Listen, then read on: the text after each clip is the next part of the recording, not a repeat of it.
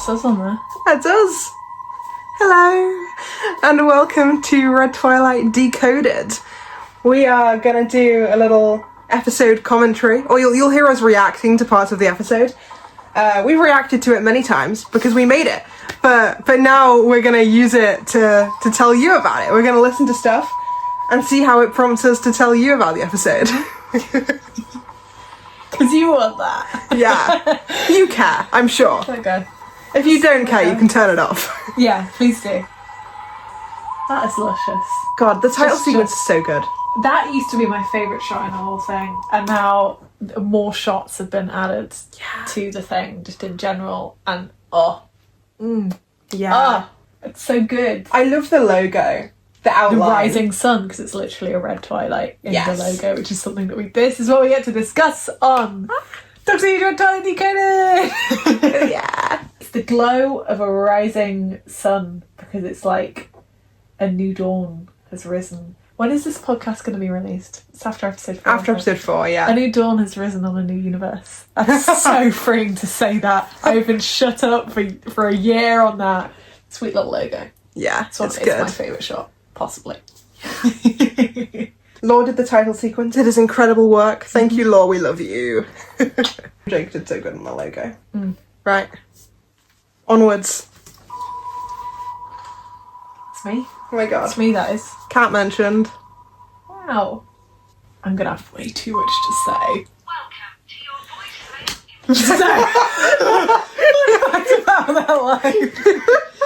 So the very first line in the entirety of Red Twilight is spoken by a lovely friend, Oriana Rose, who plays the voicemail and was the last podcast for this episode, I think. So we were like, okay, right, shit, we need a voicemail voice. Who can do it? Please tell me someone has spent their like childhood practicing how to be the voice message voice. And Ori was like, say no more. Yeah.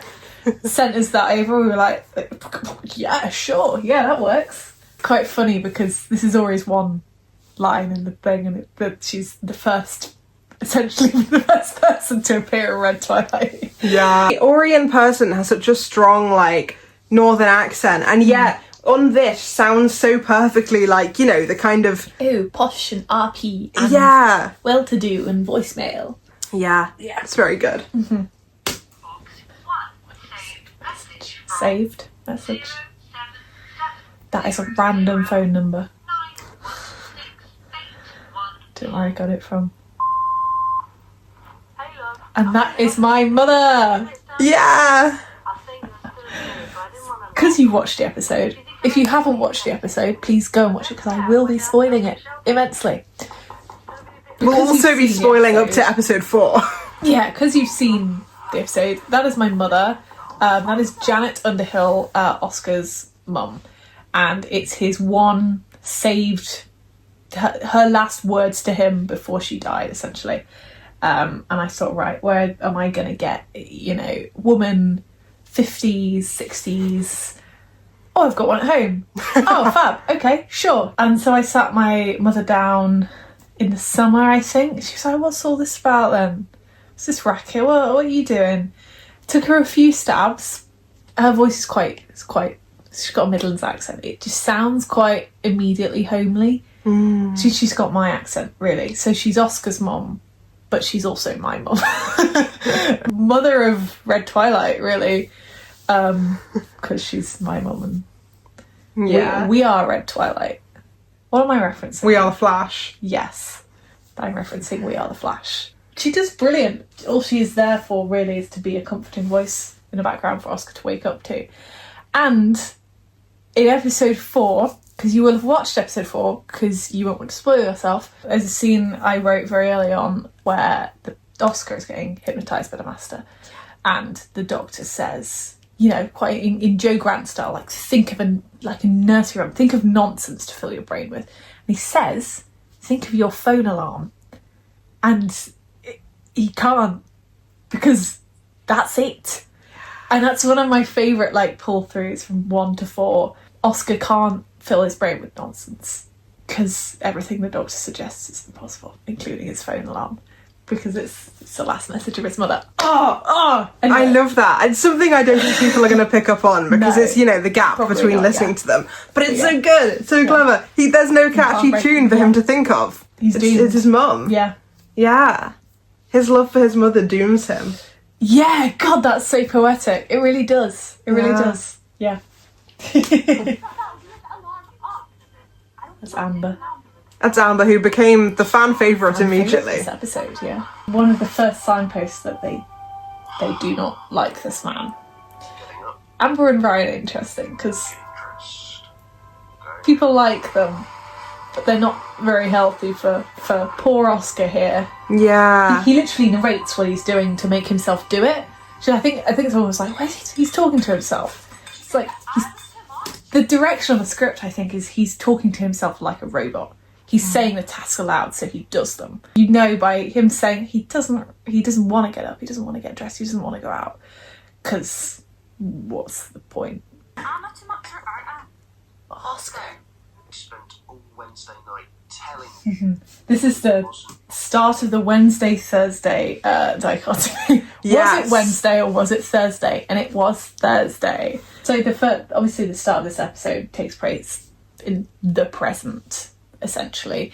And it pretty much immediately goes in after the scene into the past, which was last Thursday. 3 characters make a point of saying it was Wednesday night? Or was it Thursday, actually? It was technically Thursday. And it's sort of a bit of a cheeky in joke, really, because the premise of the series is that it's based around last Thursdayism. So that's a theory that if the universe had been created from scratch again last Thursday and you were a completely new person, you wouldn't know. And so you may have, people saying, oh, was it Wednesday? No, it was Thursday morning. It was last Thursday. That's a direct reference to the sort of core of the series being based around that idea. And why, dear listeners, Red Twilight airs on a Thursday night.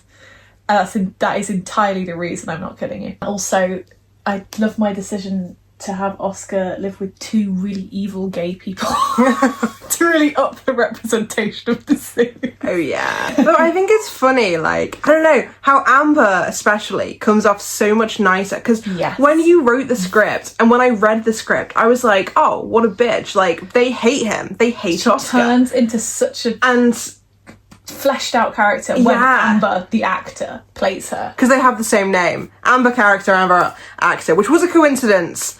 Amber was just the bitchiest kind of gay name we could think of. I think she went through like 3 iterations. She was called Jenna, Jen, Katie at one point, and we just thought, well, I think somewhere in the back of my mind I wanted Amber to play her, possibly, because we really wanted to get Amber involved in the series because we knew she was a good actress and she's our friend. And we thought, well, could name it Amber and maybe we could ask Amber. And we did. And she said yes, and everybody loves her. Yeah. She's so good. She just turns it into her own role, basically. Yeah, Like, she's what made it was likeable. A more 2D role with her, it sort of transported it up a level. Yeah, like, people were saying that they related to this bit, to Amber being like, oh, am I too much? And originally it was a really, in the is too script, much. it was like, she is too much. Yeah. She's being really whiny about it. But then, I don't know, the way it was delivered and done, it makes you actually Perfect. relate to her. It just takes it up. Everybody's copping off during a power cut.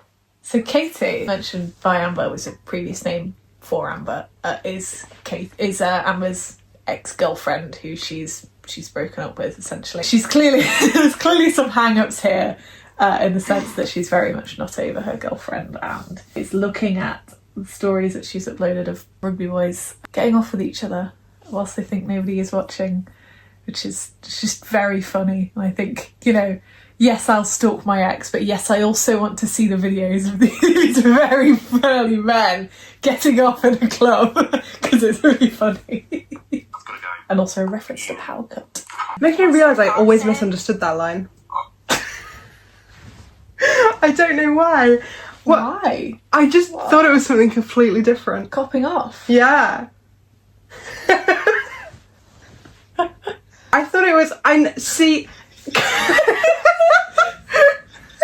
So somehow, even though I knew this was set in a club, in my head I was like, oh right. Down. No. You know how like someone's skipping school? In my head, Copping I off thought that rugby? was what it meant. Like At 2 a.m.? like they're meant to be at a rugby game. Like they're copping off. So they're at So the. silly, man. Very silly little boys. I don't know why they're playing they're 2 a.m. having gay rugby. times in the club. Nah. I did not get that. This is when I'm realizing this. They're doing it because they don't think anyone can see them. Wow. It's a joke. Yeah. Oh my god. Oh my god. I did not get that. See, even you're learning things with. I'm learning things. Actually, you're at Twilight Decoded. It's being decoded for me. You are. I'm the decoder. You're the decodee. No. Employed life away to join the club. Just one more mod. So sorry. It's 3 minutes, and I just have to talk. Amber and Ryan. It's a very unusual setup that Oscar's got here because Oscar, Amber, and Ryan. It's sort of like Amber and Ryan have been to the university that Oscar is studying at, but Oscar is the only one being held back a module, and all of his other friends, if he, had them who still have graduated, have moved on, and Oscar's sort of left with no choice but to live with Amber and Ryan. He just sort of falls into this arrangement where he lives with them. It's just sort of one of those other disconnects because Oscar can't even relate to them on the same level. Not even out in the world where he's able to get a job. And then Amber and Ryan, on the other hand, are still going to student clubs. It's just such a divide where you can see that living with these people doesn't really bring him any joy. He's on a totally different page and he's not happy about it. Don't let the bastard keep you from the job centre. I love that line and the way she delivered it. Brilliant. Don't need your student ID. I'll steal it again for cheap drinks. I love how blatant Ryan is. Ryan also became a different character to what we imagined him to be. Yeah. When James played the role, because James is fabulous, and like Ryan sort of becomes even more. You think you're getting on with Ryan, and then he'll just go, "Yeah, okay, like don't graduate too soon. Like I'm using you for a discount." Yeah. It's just He's very fun. He's Amber and Ryan like one of my favourite two characters in this one story. Since I get to have the Doctor and Oscar as my favourite characters for the other stories, everyone's my favourite character in the story. I'm so passionate. Anyway, I was originally I'll try. great line. We both have something to say that.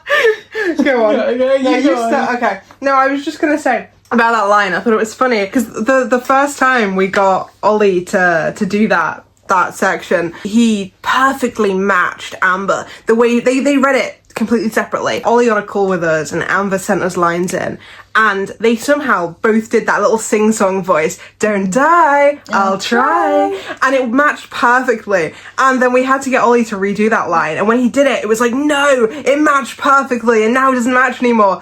So then we had to make him redo it a third time so that it matched. Sorry. And it's perfect. Sorry. Yeah, apologies. But it's perfect now. You see why. Yeah, I was just going to say, I was originally going to cut from this scene to the club, and then cut back to Oscar on the bus. Were I you? was going to cut to him on the bus and his journey of getting there, and it was going to be a bit more like it. And then I thought, well, how about we just cut to the chase, streamline, save actual minutes.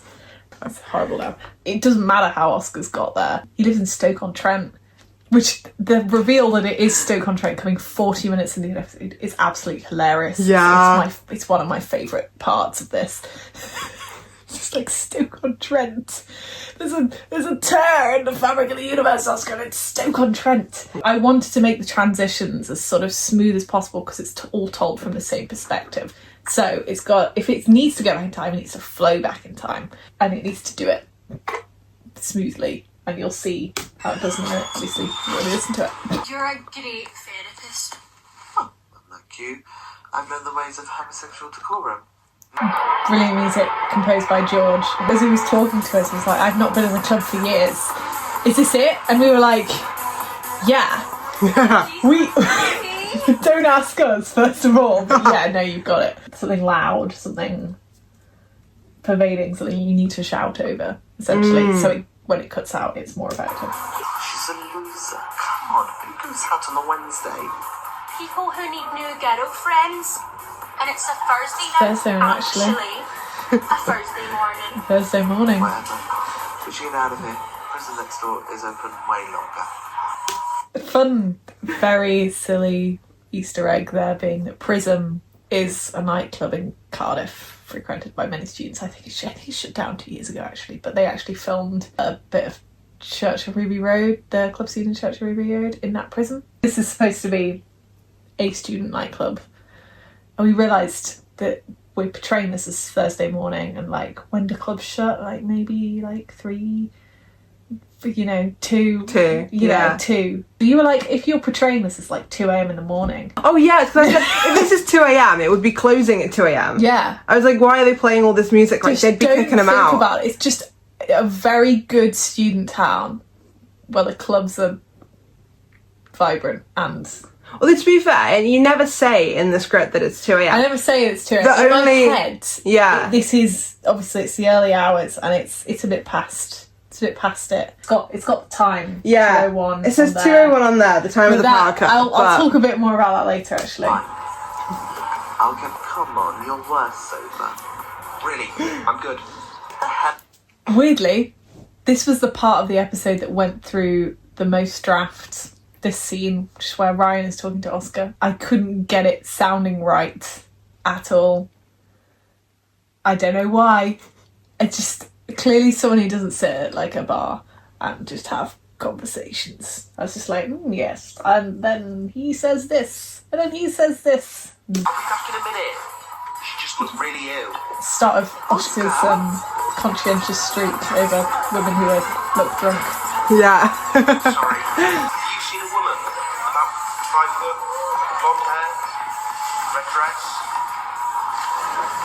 If you like squint your ears, you can hear in the background like the specific laughter and ooh, and that's Amber and her friends sent us like a sort of 6-minute long recording of them just pretending they were in a bar and having completely random conversations. I think they talked about Conclave a bit, and they they got some cards out of their pockets and started like playing cards and like jangling coins. Brilliant stuff. It was great, and you can hear it, but just below the music, it's great. I've sort of realised as well that playing this was the right idea because it made me clock that like this is the film Matrix is clearly a big inspiration for this series. It's got the same themes in, and I think unconsciously when I was writing this, I was thinking about the Follow the White Rabbit scene from the first Matrix film. It's what leads Neo, Thomas Anderson, to Trinity and Morpheus, and he follows the sort of beautiful woman in a dress, whereas with Oscar he's following this woman in a red dress, or trying to, through this club, and through that he meets the Doctor, and all these things happen to him. This was originally going to be a woman's bathroom, and we've kept it ambiguous because I didn't know how that would play. I think it still kind of sounds like it's the bathroom. It sounds like it's a bathroom. Like, it's a gender-neutral bathroom. It was originally going to be literally Amber is gone to throw up. It's the most boring detail ever. It's like you can imagine for yourself where Oscar has gone to find his friend. But in my head, it's a horrible stall cubicle with like a red light on it. There on the floor, it's wet, it's cold. It's not a nice environment to be in. I just needed to make sure you're safe. I'm fine. You look green. Does it suit me? What's that like? Yeah. That's not. Do you think- We think you're fun. You're really fun. Doing great, Oscar. I'm ugly. I'm not ugly. What? Oscar, you think I'm ugly, right? No! Great! Sorry, Ollie says that I mean, like you look fine. I mean, people think you look pretty. And you're Dig the so hole, mate. Dig the hole. popular. So popular. There's one stupid module to retake. And it doesn't seem like there's a point anymore. It's like... Sorry, this came in sort of in the middle draft. Like, I think you had read it over and you said, well, there needs to be a bit where we really learn about what Oscar's situation actually is and what he feels like before he meets the Doctor. Yeah. Because then we hear it kind of from the Doctor's perspective.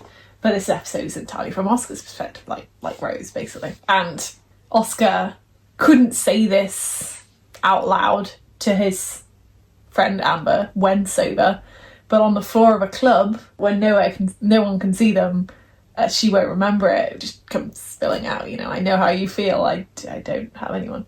It's one of those things where you can, it's not meant to be a shock reveal that his mum's died. You can work out that he's lost someone from like the way that he speaks and the bits of dialogue that I put in, but it's meant to be a shock that he says it out loud. But in here he's sort of reflecting on like he doesn't have that anchor to home anymore. He's not exactly here by choice anymore. The world's ended and I'm stuck going round. The world has round ended and come back. Yeah. Or not yet. But you'll be fine. But I'll talk about that later. You're great and everything's going to be fine. Now the world's ended. What's going on? More about that. So in the first two drafts, I think, of this script, the power cut itself is the moment where everything resets. After this moment, Oscar, the universe is gone and booted up immediately afterwards. It was going to cause this electrical outage across the country and there were going to be news stories about it and it would disappear from the news. But what happened? These grids turning off at once. It leaves the news, no one ever thinks about it again. I realised later on down the line is that you don't even have to say it. The power cut, as we find out later, isn't caused by that at all. It works so much better if it's caused by, you know, the Doctor and Oscar themselves doing something, so that it's not even notable enough to make the news, just people's stories, which is referenced in a line later. You never actually are let into the moment when the universe resets, but we know like it's this Thursday morning because that's when the creature is slipped through, as the Doctor explains later. But the point of it is that you'll never actually know because nothing has changed. The universe dies, a new universe is made, but where it was, would you be able to tell the difference? There must have been a power cut or something. Turn them back on. Copping off now. I can't. It's all the yelling. Diving. Excitable men. Amber, where are you? She was crying. Oh, such a diva. Club, actually, fun fact, there is you called, in the script, it's called Ultraviolet. You never hear Oh yeah, we never actually hear that out loud. You never hear it out loud, but the club in the script is called Ultraviolet. Violet, of course, being a reference to the Master and to purple. And, you know, it's a sort of light that you can't see with the normal eye. So it's sort of double meaning. Fun fact, Ultraviolet was one of the names that we went through for this. Yeah. For the pod. It was infrared as well. Infrared, ultraviolet, decoded. There was another one, I forget what it was. That was one of them. She doesn't look too good. Excuse me. She's really fit. And there's, you know, the writer of this episode calling herself fit. You encouraged me. I did encourage you. Yeah. I thought, well, how is Amber going to notice a random woman slumped on the ground? It's a club. Like, come on. Amber likes women. You know, she looks fit. I'd go out with her. We never quite learn how the Master came to be in this alley. Now, if I'm saying something redacted, just redact it over my mouth. Okay. Little bar. I have my own sort of version in my head, but like at this point, the universe reset has happened, and this Master is fresh on the floor. Essentially, like in a lot of the early ideas I had for this, she was halfway down the street and Oscar was already taking Amber home and stopped, and she was going to be stumbling out of an alley. This Master is essentially just been born. So God, I'm going to say the word I'm going to have a jar and put quids in it for every time I say the Matrix. I swear, like it's a little bit deliberate, but this is the first time she's in her body. She's using her voice to talk. It's the first word is Doctor, which is really sad. Romantic. It's romantic, is it? Yeah. Yeah, a little bit. It's her first thought. Yeah. Yeah, exactly. Her Yeah. first thought is doctor, which is just gang. But it's the first thing she's ever said. Obviously, she doesn't know that yet. But her legs are new legs. It's like a baby deer being born. She couldn't get herself up even if she wanted to. This whole thing is sort of like a carousel of things happening. Everything happens in one place. The sort of insight you went, the universe is reset, a creature manages to slip through the cracks. There's a margin of error when the Doctor resets the universe. It's not perfectly efficient. It's not.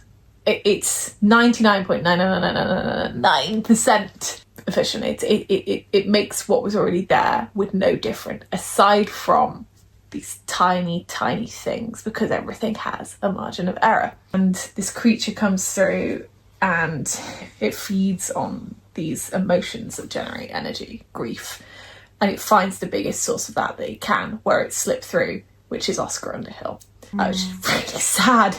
And where does the universe think to create the Master? The place where the Doctor's going to find his next companion. So it's sort of like this convergence of all these things that, yes, it's a coincidence, but it's a deliberate coincidence. These things have happened, and these things are all together at the same time because, like, in episode 4, Oscar in the Pod is sort of describing how his mum died, and I think it's always deliberate that his mum wasn't going to die for a noble reason. She wasn't going to get, killed by a Dalek, and Oscar has to avenge her death. She dies because she dies. People die, and his mum died. There wasn't anything to it. And it's the same with this. It happened not because of some cosmic orchestration of events that put Oscar there on a night. It happened because he was the first thing this creature saw and it latched onto.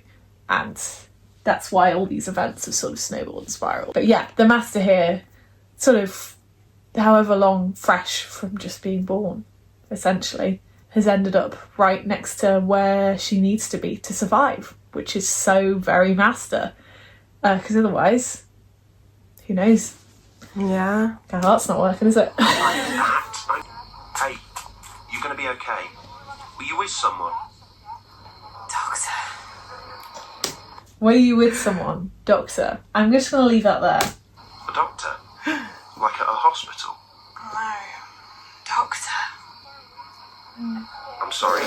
Also, I was listening to this when we premiered it. I was listening to this and I was trying to listen with the ears of someone who hasn't heard this a million times already. And I was thinking, if I didn't know that was the Master, I would probably think that was like the Doctor's last companion, kind of injured and calling out for the Doctor. And it just made me think, I wonder what people thought when they heard that. Yeah. Like, if you're watching this, tell me what you thought when you heard that. Like, who did you think she was? Did you know it was the Master? Did you think it was a companion? When I wrote it and then when you scripted it through it, we weren't expecting this to be a reveal for everyone. Like, we sort of clocked that some people would recognise my voice, be like, that's Kat, she's playing the Master. So it wasn't intended to be a huge shock. I mean, obviously it was it's a Master reveal, but it was supposed to be effective even if you knew it was me playing the Master. Yeah, it's because like the people who read our zines and interact with us do that because they like the Master. And so when we were advertising the series, to all of you, we were like, how are we going to make you interested in this series? We can't hide the fact that the Master's in it, even though this would be a brilliant reveal if you didn't know it had the Master. You're only going to listen if it has the Master in it, because you like the Master as much as we do. So we had to advertise, this is a series about the Doctor and the Master and the Doctor's companion. And therefore people knew coming into this, she'd be there. So then we were very, very shocked when people were shocked by the ending of this episode. And now that I know people were shocked, I really want to know what people thought was going on at this moment. Yeah. I'm on the floor too. Generated. You're going to blackout. Sorry. It's my own personal ravings for a second. That's what this podcast is. The universe has made her, obviously, with mastery clothes on. She's been sort of born wearing a coat and a little turtleneck and all black and, with a chain on, a gold chain around her neck. Oh yeah. So if you've seen pictures of the Master, she's on the All Hail cover. She's on a lot of promo. Her outfit I sort of made to be. I'm gonna put £1 in the jar. It's the coats from the Matrix. You know, long silhouette-y coats. She needs to be like a sort of shadowy figure with a long coat on her. She needs to be all black, and that was a conscious decision. She wasn't purple, she was black. It's more hearkening to the classic Masters, and you know, it was to give the idea that she was more of a classic Master than, say, Dual Master Missy. She's the binary, you know, it's black, white, 0, 1. She's the darkness, and literally she wears black. And when I was sort of toying with like little bits to put on her costume as well, you know, it's like, well, she'd have some sort of accent. And there's this one image I had specifically in my mind of that she wore a gold necklace, but the necklace was a chain, because she's literally like chained to the universe being created. She's not the Master. She's sort of this sort of chain that she's not really her, weighs at her round her neck, literally.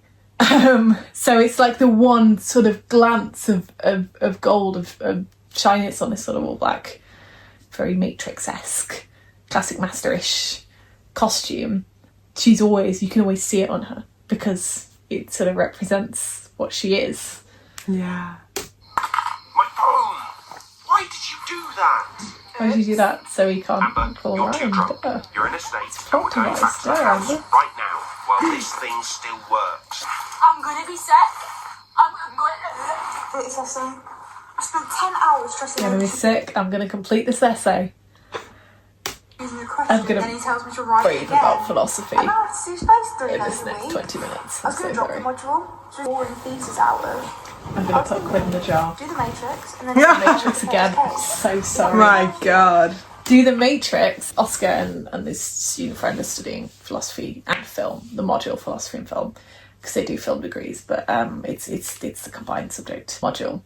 And Oscar, for his final year essay on this, did comparisons from Plato's Cave to the Matrix. And Plato's Cave, if you don't know, it's sort of this story about 3 men in a cave, and since birth they've been looking at a cave wall, and all they've seen is shadows projected on this cave wall. They're never allowed to turn around. And one day, one of them gets up, turns around, and sees that it's puppets casting these shadows on the wall.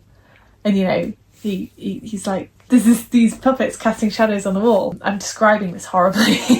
He tries to tell the other 2 men that if they just turned around, they'd see, and they don't believe him. It's sort of like these people are seeing it's the Matrix, what the people are seeing, these shadows projected, and when they turn around, it's just like code and the truth, and the truth that the Doctor is. The reset exists if they just turned around to see it. Yeah. Are you listening? Never mind. So what's Cooper in today? Love the score. By George. Who's the new guy? I thought he was a teacher, but he's got a freshers band on. Why'd you go straight? And then Jack's a teacher. Well, it's not really, but it's also it's very 12. It's sort of a running thing. We try to make a running thing to this series. The Doctor can't quite judge his own age. Obviously, the Doctor knows that he's, you know, millions of years old, whatever age he is. We're not going to set an age for it. But he thinks, well, how can I go incognito in this university? Ah, yes, who's at a university? Freshers. Gonna put my band on and I'll fit in just fine. And it's this sort of very this tall, sort of very, he's got a presence to him. He's wearing a long coat and tie and all his regalia in a hall full of film students in like hoodies and pajamas, and it's a third year module. It's just like, this is fine. Volunteers for this. You volunteers for this, or weirdos. I'm fine. I'm busy. signaling Moved that out of that house yet. Good morning. that's signaling that Oscar wasn't a film club. Oscar did, you know, he had this life that he sort of left almost, sort of phased out of, you know. Good luck. This is Love not the a hints class of the about Doctor's film. theme. Yeah. This is a class. Russell Tejan, who plays Professor Osmond, which is an anagram of demons, by the way, very subtle, is just a spectacular Master impersonator.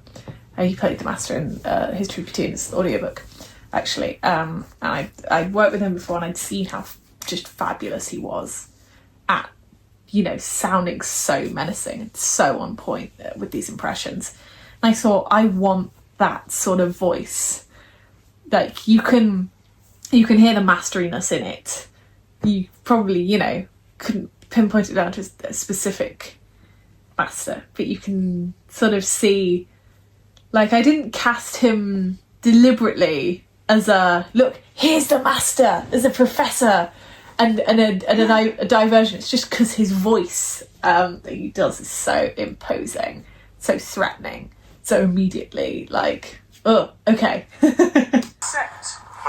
With our examination of these theorists and their work, we are...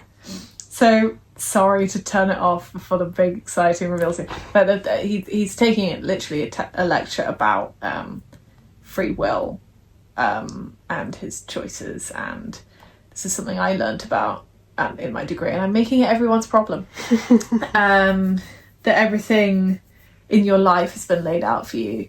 There is, you know, only destiny, and there is no changing it. And I think that's very Doctor Who. It's very like, you have the choice to do this, you have the choice to do this, but actually, you know, and the Professor argues, because he's a creature from the void, that there's only the inevitable, which is what is going to happen to Oscar if he gets his hand on him. And Oscar, being a human being, is like, well, no, I can change that. I can make my own destiny. Derek Perrin. Real believes that we theorist. should admit that there is neither I human had to freedom read a lot of shit on that nor one. responsibility, and that humanity should learn to live without free will. This is directly taken from Is one of my lecture printouts. God, I love the score in this scene. Transforms it, totally So transforms it. Free will. Like, you listen to an edit Yes. and it just doesn't, You like, until it's got the soundtrack on it, just always have a choice really comes together. about what you're going to do. Between the good and the bad, you can always choose to do the right really thing funny rather than because- the wrong thing. Oscar's just woken up, just given this really bullshit answer, and it's the music's making it sound like it's so profound, and you know, elaborate. What is it? And Oscar's like, yeah, vibes, dude, We should and free love. people's actions were influenced by other You things. hear his theme going in the outside of background. He it. thinks he's doing really well. Wrong! But you have no grasp of the He subject. doesn't really. If you continue to It's fail at very providing fair. satisfactory answers to my questions, In fact, then I will remove you from the module a second time. Now answer the question again. I can't. I'm sorry. Again, the soundtrack. Perfect. Right. gorgeous. Can't. But I'm going to make you answer until you get it right. Now, answer the question. On the other hand, Professor, you could listen to what Oscar was trying to say. You will raise your hand before you talk in my class. It occurs to me, to teach a subject like philosophy, you would need to have an open mind about the universe. You always have a choice between good and evil, between what's easy and what's right. Without choice, there would be no causation. There is no such thing as causation. Only the inevitable. What do you know of time? More than you, evidently. I know you're running out of it. What are you talking about? Oscar was right. That's what lies at the core of humanity, the ability to choose. A nuance that would occur to you if you were, in fact, human. What is this? An ambush. Love it. I love it. So good. That's my favourite. I don't know, I can't pick a favourite scene. I really can't, but that's one of them. It's so, I was like, how is the Doctor going to introduce himself? Literally, the way he introduces himself is by, Oscar is not giving the most nuanced answer. Oscar is not really explaining himself properly, but he does it because the Professor is shutting him down. He's blocking this. It's anti-intellectual. And the Doctor says, hang on, let this man say what he thinks. He's not wrong. He does it. He reveals himself to defend this sort of free thought, and that's very, very doctory. He's also, he would have inevitably done something to protect Oscar, as he's here to root this creature out, and but he does it to protect this person that he doesn't know, essentially. Yeah. And that's very doctory. It's very much, it's this sort of first scene sums up this Doctor a lot, I think. Yeah. It's a really quintessential scene for him, because that is what he represents, what he's for. A lot of thought went into it, like, when I was script editing it, and we were talking about it as well, because it was like finding the balance of, because the line, what is this, an ambush, I love it, it's amazing, and it's so well done, and it makes it obvious that the Doctor was there and he was gonna do something regardless of what happened there with Oscar, and the balance we had to strike there was making it clear he was going to do something at some point, but also making it so he wasn't just going to randomly make an alien reveal itself in a room of like 100, 100 fresh adults, freshly not teenage people. Yeah, I don't know where I was going with that. But like, so it was having the little, like, the sound cues of the creatures revealing itself. Like, the Doctor steps in to defend Oscar, and then it starts cracking, and that. It was just striking that balance of making it so he wasn't putting people in danger. Yeah. Who dares? Who is the creature that dares to defy me? I'm the Doctor. And something tells me you're not actually qualified for this job. Something tells That was us great. the Doctor. I wrote that line. I remember I loved that line. Computational anomaly. The universe creating something out of nothing. What? Computational anomaly. The universe creating something out of nothing. Now, what does that sound very similar to? If you answer the Master, you are correct. It's a direct, very, very deliberate parallel to the Master. He even says, like, in terms of hints that we put through the first 3 episodes as to the fact that the universe has been reset, the way the Doctor talks about things, it's computational. It's code. The universe is code. This is an anomaly from essentially a computery system. The Master's dead. The universe creates the Master. A 0 turns to a 1. It's such a I don't have juicy time to direct explain. parallel. This force field won't sustain for long. What happens if it gets me? Don't find out. No, Oscar. Beautiful I say music. run. I keep saying this. Run! That's Perfect. yeah. Just perfection. Bad sign. I expected it to be a little more sluggish. It means it's had a lot to feed on. Means it's had a lot to feed on. We expected it to be a bit more sluggish, and it's feeding off of Oscar's grief. So, Yeah, well, Bro's been depressed. And it's still hungry. Excellent. Are we hungry for the rest of the time, mate? I'm running. I don't know what it. Now, this is the time where We have to explain this joke. podcast. We have to explain this joke because it works as a line, but it's actually a reference to Jack's, the Doctor's podcast, An Awful Lot of Running, that you can actually find on Spotify and all good podcast providers. Well, YouTube and Spotify, really. I knew I wanted to put an awful lot of running joke in there because an awful lot of running is a line from the Doctor's daughter in the show, and I knew I wanted to put that in. And now we've used our one joke with the podcast name. Yeah. It's our one little, like, meta, nerdy, fourth wall breaking joke. we were just like, right, we want to make jokes, but we're not going to do it at expense of you understanding what's actually going on. Yeah. That was too perfect. Yeah. So I one bit of a loud cringe. Yeah. Yeah. It makes me howl. Are you another professor? No, don't call me that either. Who are you? The Doctor? You're another professor? No, don't call me that. It's such a good... that's also just 2 jokes in a row. Don't call me the professor. It's 7 and ace. Yeah. You know? These creatures, very easy to detect if you're looking for them. They leave a psychic trail leading to their Why are you looking for them, Doctor? Did somebody reset a universe recently? Yes. Messy. That's a supply cupboard. If we go Recurring in there, themes. we're dead. Do I look like the dying type to you? Do I look like a dying type to you on the phone? Can't. Sorry, Mum.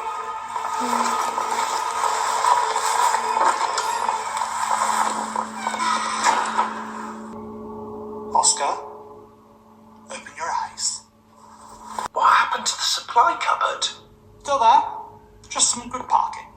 He's very good at parking in this incarnation. Yeah, he is. It's unusual in the sense that no, he's still the Doctor. He still ends up at the wrong dates and times or whatever, but he's just really good at parking.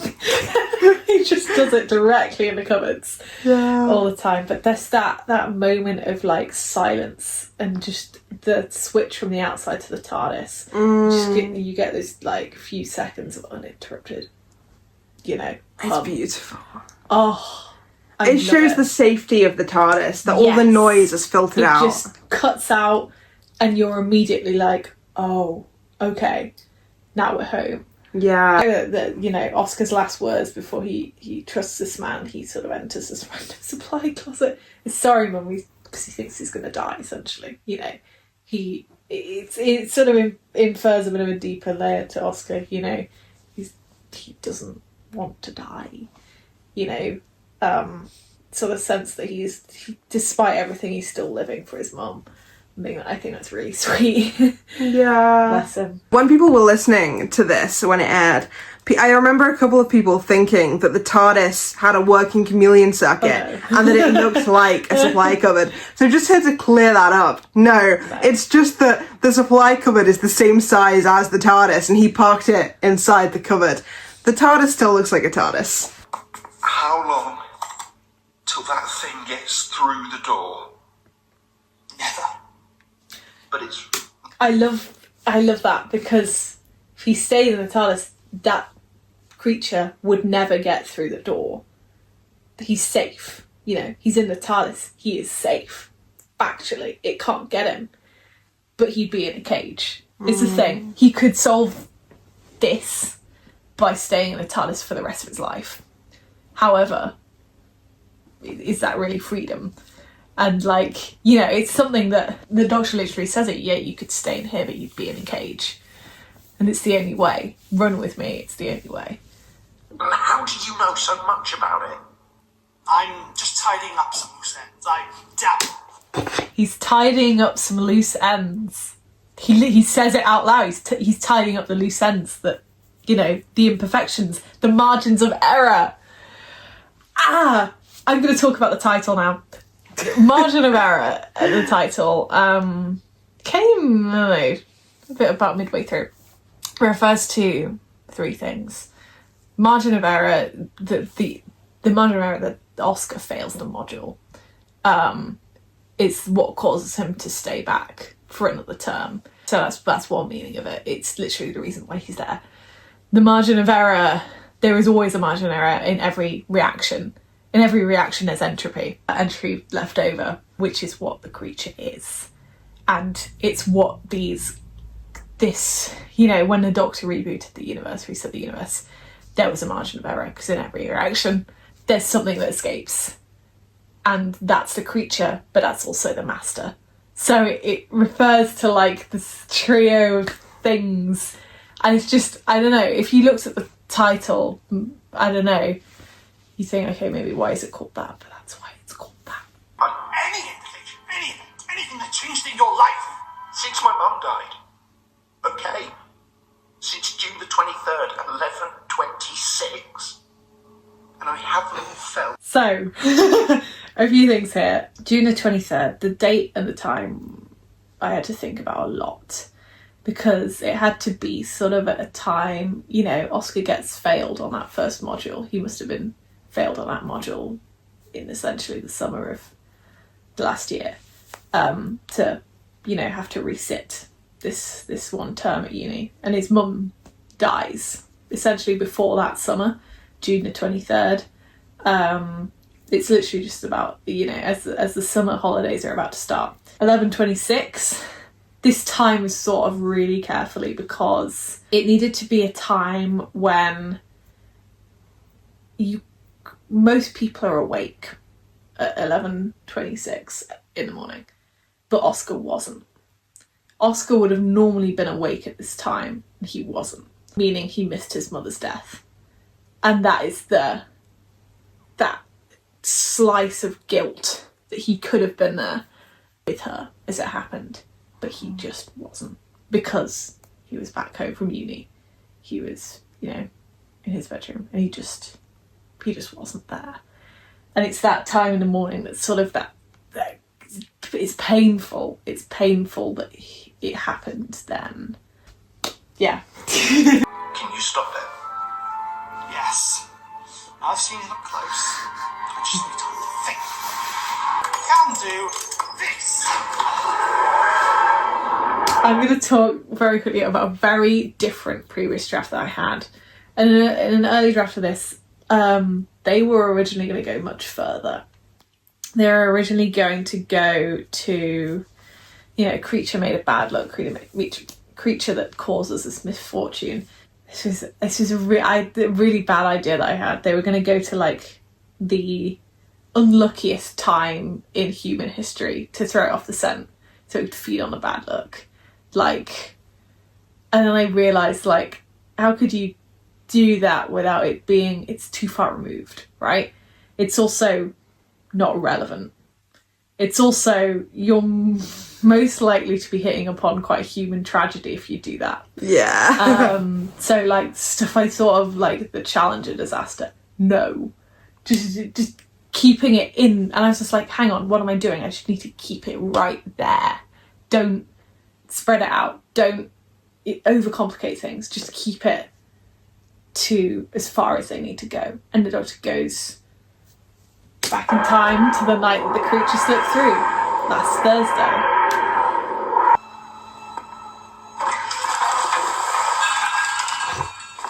Brooms. Oh, right, yeah. It's a supply closet. The Halloween decorations are still in here. But they've put those up now, they're everywhere. This must be... It's sort of, hang on. Last Wednesday? Or is it Thursday now? I was out. It's meant to be sort of an ambiguous time in October, November, but it's ended up sort of being October-ish. But we never say, because the Halloween decorations are out. And it's crucial that it's nearly Halloween, as you'll see later. Yeah. This would have been the night it slipped through. We'll struggle. How does he know that? You know? Yeah, the lines, when you listen to it back, it's like... Yeah.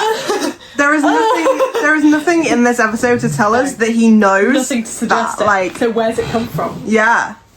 Where's he saying it? Ooh. It's set itself up as your lecturer to keep you close so it could feed. Hang on. Is that why I failed? So I'd be close enough to keep being some alien's lunch?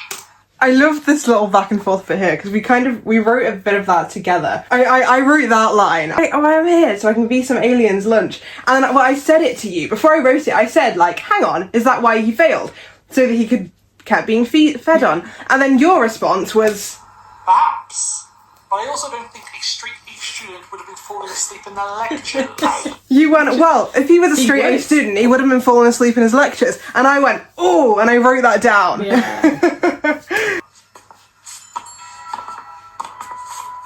Seeing it empty like this is The school bell. Feels Love like the that. setting of a horror movie. Next next we'll find a crazy scientist in the labs.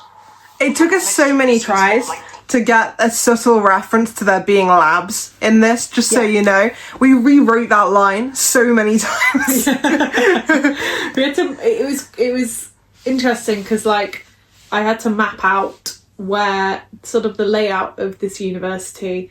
Obviously, there's a lecture hall, there's the corridors, there's the seminar rooms, and the supply cupboard is near the seminar rooms and the labs. And you have to signpost that in the language because you can't show it, obviously. It's like, what would Oscar say? It's this creepy, like, sort of like a set of a film. We have to give it a chance. How much I hate that. But And we he's should open prepare about to try hating and it. kill it. Yeah? I think it's different about this Doctor. You can get quite saccharine, like, you know, every living creature, it's got some good in them, blah, blah, blah, blah, blah. He hates reasoning with these things. Like, there are some things they don't deserve that second chance, but the Doctor is still willing to have that conversation because it has a voice. Therefore, it has a consciousness. And therefore, he can talk to it.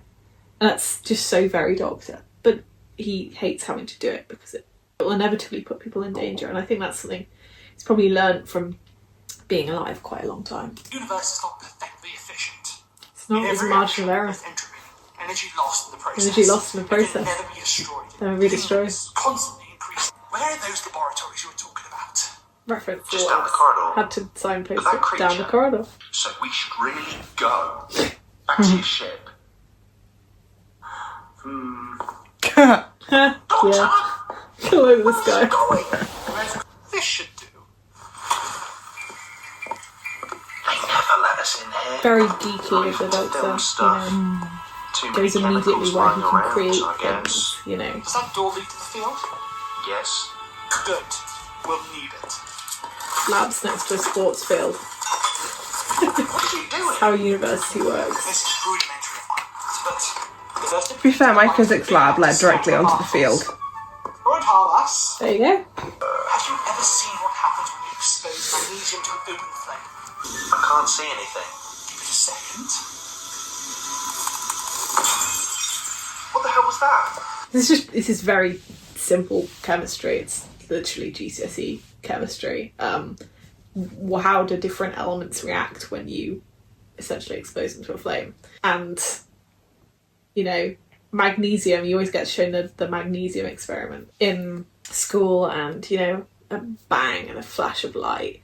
It's just like, whoosh, and it's so sharp. It's so immediately sharp. And I was sort of puzzling over how do I make that sort of reaction? It's just like, well, to keep it so simple, just have this, have fire.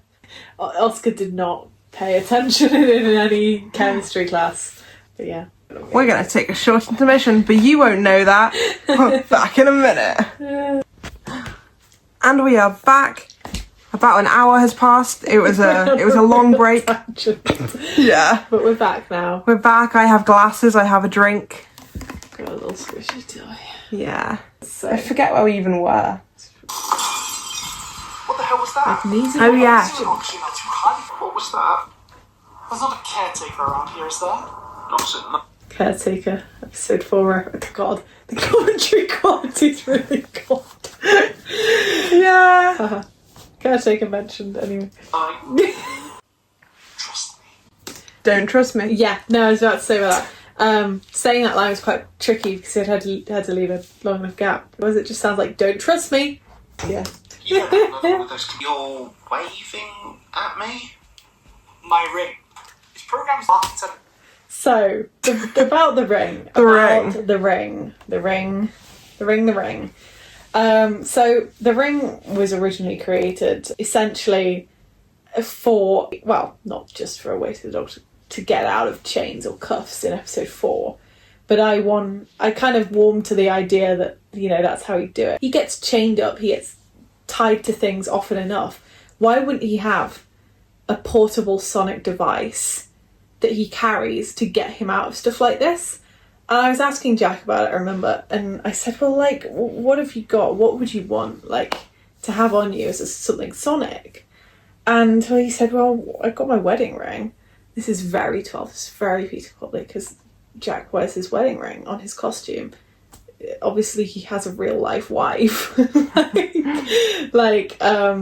But it was also like, oh, we can also use this, because why would the Doctor wear a ring? Like, what would it be for? Yeah. But like, it's this sort of moment he escapes from the chains in episode 4, and we were talking about it, and we were just like, yeah, okay, we need to reference this in episode 1 for it to make sense when we bring it up later. And also, it just really works, because I envisage every time the Doctor uses the sonic ring, he just like Time Lord poses at the thing he wants to like activate. He's like he like waves like that at Oscar, and Oscar's like, yeah, okay, you're taken, God. It's just like... And the ring is also in the title sequence. You can see it when it transitions between the Doctor and Oscar's cards. It's through the ring. Yeah. Little portal through. Yeah. I love the ring. Yeah. That's my favourite bit. We were very pleased to see people commenting on it after episode 1. And it's good. It's good, I like it. Sorry, I thought you were just telling me you're married. So it's like a computer on your finger. More than that, this is an exceedingly complex piece of technology. Huh. Cool. He just goes... I'm useless. I swear, I can't throw anything. Can't do a lot of things. If your life depends on it. Don't look back. Narrating himself again. Doctor!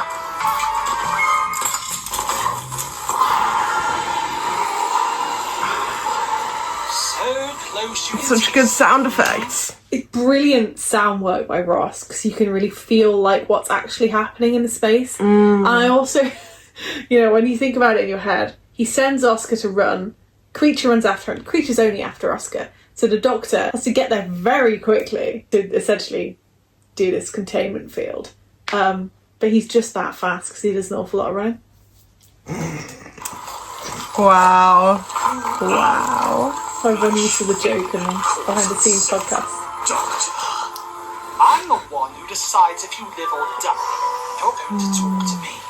This containment, this prison will sustain. Throughout this whole exchange, the Doctor is just deliciously in charge of it. Like, he's working stuff out as he talks to it.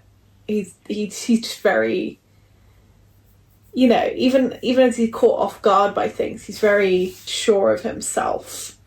Kind of him all over, really.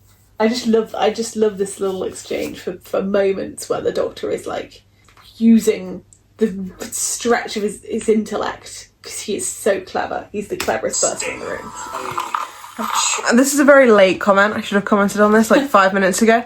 But I was going to say that Oscar carrying a lighter for his housemates, I think it really sums up like him as a character, you know? These people hate him. They don't like him. They don't really get on that well. But he carries around a lighter for them because he's with them enough, even though he doesn't like them. And, they're irritating enough about it that he'll carry around a lighter to make them happy, even though he doesn't smoke himself. You actually kind of partially inspired me because you carry around a lighter for people you don't know. Yeah. I was just like, that's really odd. But no, you're just like, well, if someone needs it. I don't smoke, but if someone needs it. Yeah. It's because I was in college at the time and everyone in my college smoked, so I'd do it because they'd always ask me for a light. Yeah. Like him? Yeah. There is simply energy that feeds energy. And I am energy reborn. If you match that line up with the end scene of Utopia, I am the master reborn. It's the same. It's just he's just the master. This man is the master. He's not, but he is. Energy too. He's energy too. Sense it running under your skin. I'm going to talk about a wider series thing, sort of sparking off that line. You'll notice that in the first block of episodes, we never use the words Time Lord, we never use the words Gallifrey, Dalek, Cyberman, nothing. The Oscar doesn't even know what species the Doctor is, he just knows that the Doctor is an alien. This is extremely deliberate. It's a very stylistic choice. I mean, if I explained it all, I'd be here for hours.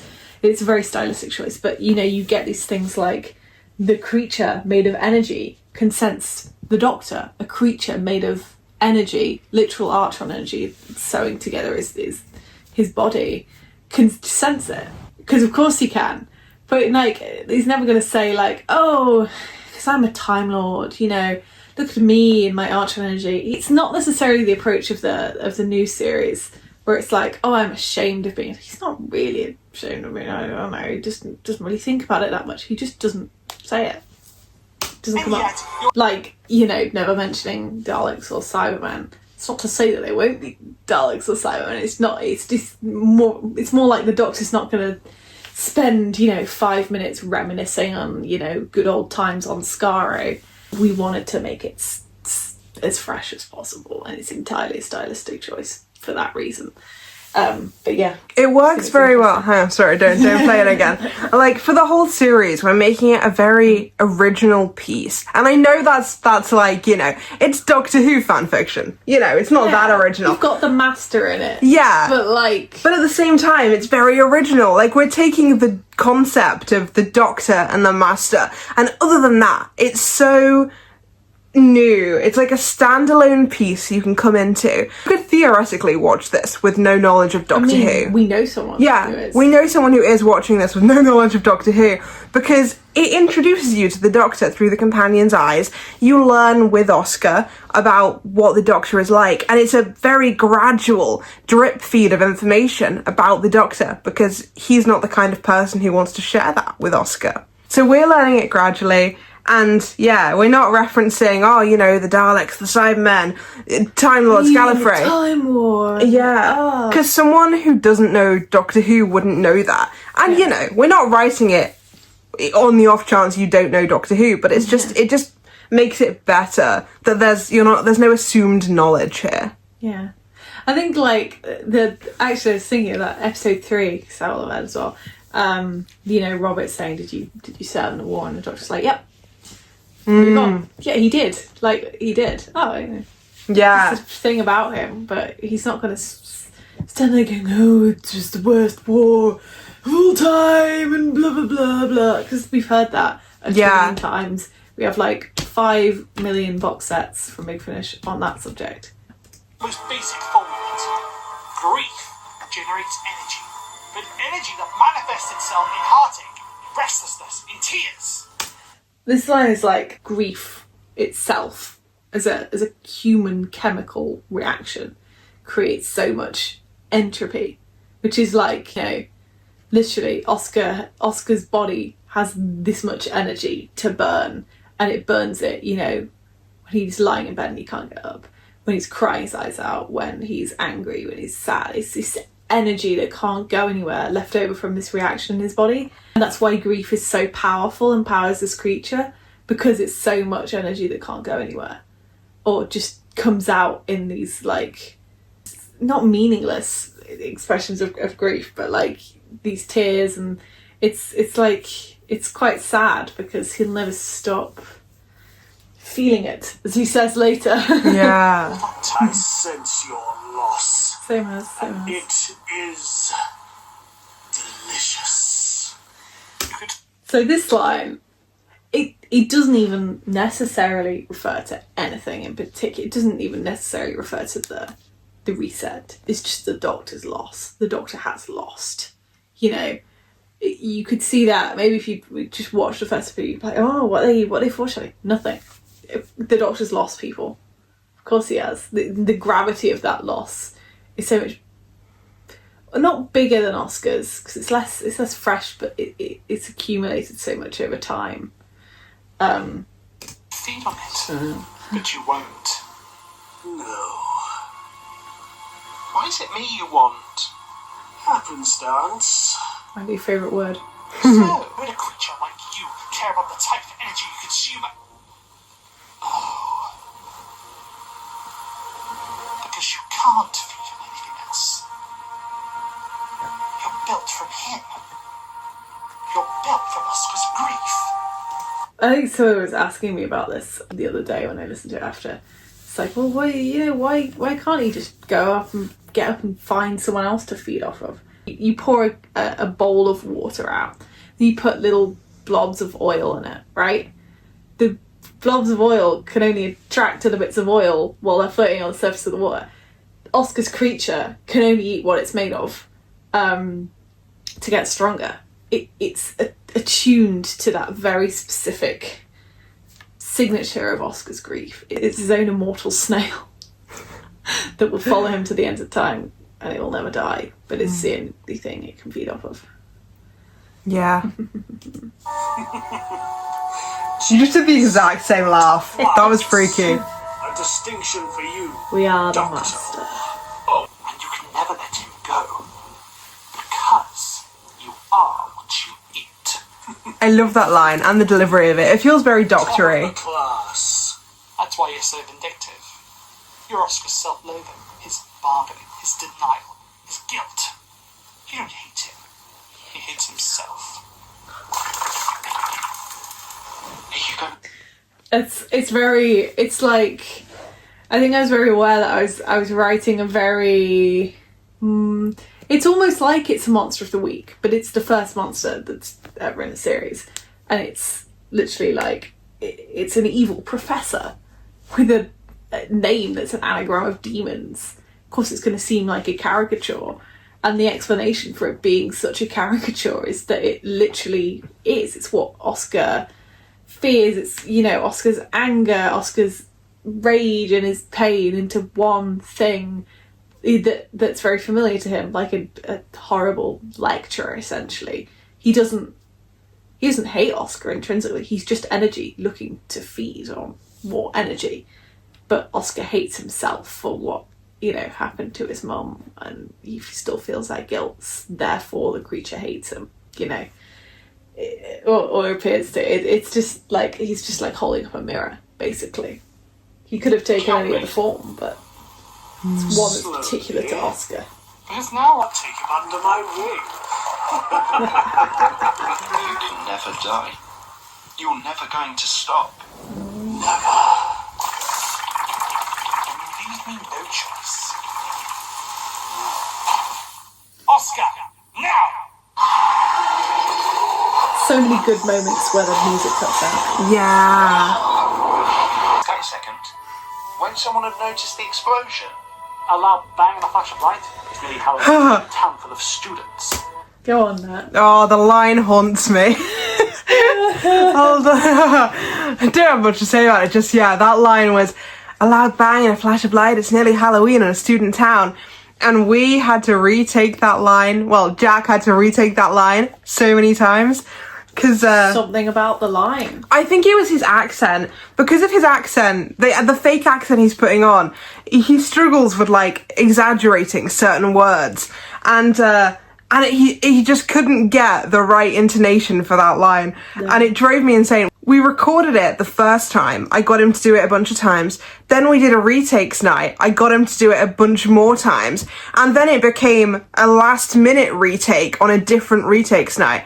And it got to the point where I had to change the line from "it's nearly Halloween in a student town" to "it's nearly Halloween in a town full of students," which he could say. Yeah.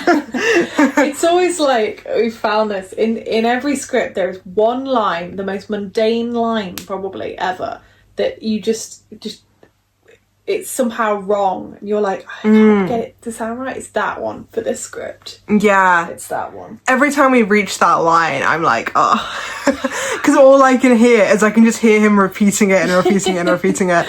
Yeah. So I had to hear it live, and then we had to hear it when we're doing all of the edits. Yeah. But now it's done, and I never have to hear that line again. There was a power cut. I was out and everything went... Last Wednesday, or was it Thursday? The lights, the music, everything. And did it make... I love how excited people got about that being so circular. Yeah, I love that. Especially since, like you said earlier, in the original script, that wasn't going to be the reason for the power cut. It's so much better than it Yeah. is. It ended up being that in one of the drafts, and it was like, yeah, I remember at the time when you said it to me, I was like, oh yeah, that is perfect. That ties it up perfectly. Yeah. And so I'm thrilled that everyone got so excited about it. Yeah. Having it be the reset, it's fine, but it's like almost projecting past the episode when we need the episode to wrap up in itself, you know? But if it doesn't have a body, how can it find me? It's made up of your grief. It's an extension of you. As Like long the as oil there's a on the sliver water. of grief left in you, it'll have a way back. But it will never go away. I know. It never does. As long as you have grief left in you, it can drain you. And, you know, Oscar's saying, well, it'll never go away.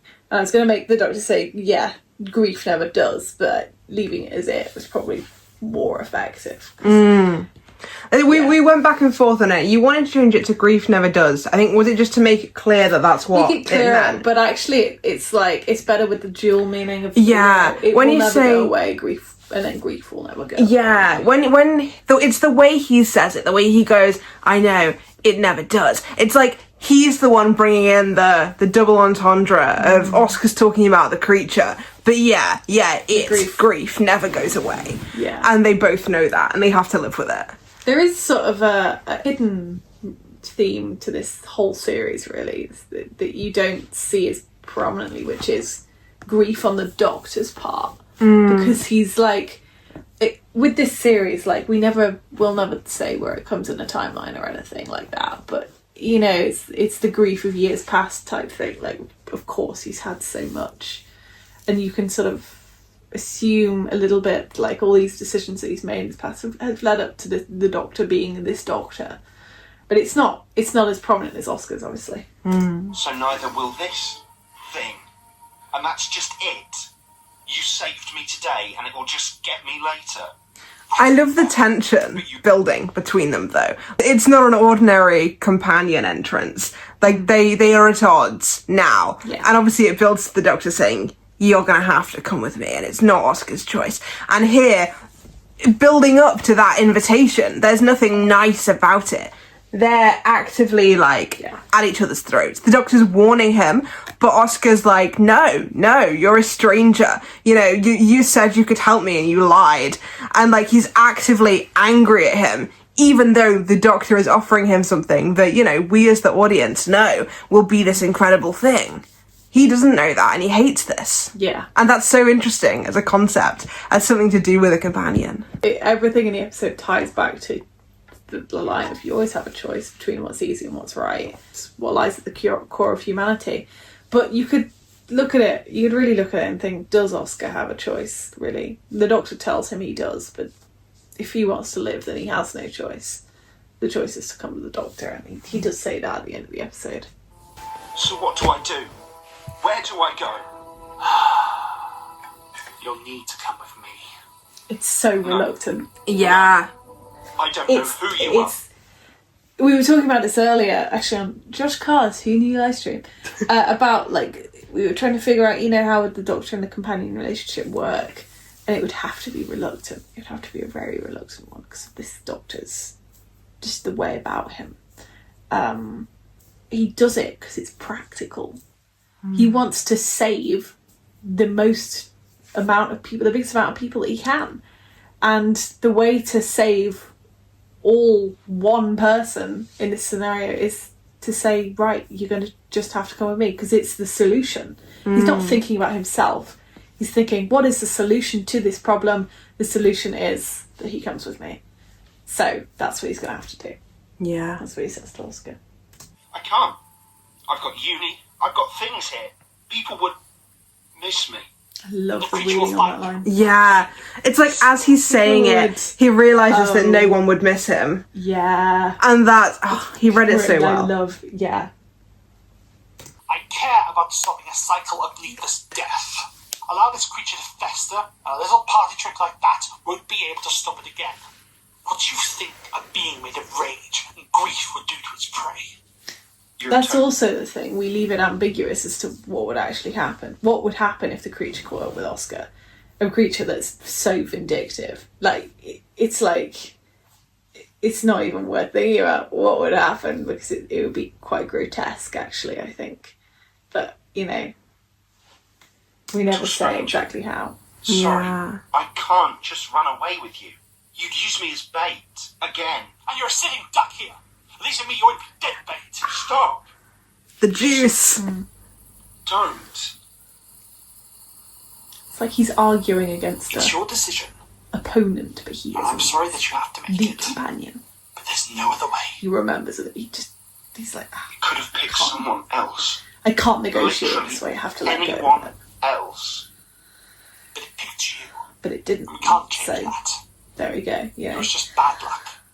The wrong place at the wrong time. What? Stoke. There it is, baby. Places where the fabric between this universe and the void is thin out. It is Cardiff, Puerto Rico. Cardiff mentioned. Apparently. deeply They rupture with unserious. enough pressure, creating anomalies. This series is very serious. We're deeply unserious. This is set in Stoke-on-Trent. Like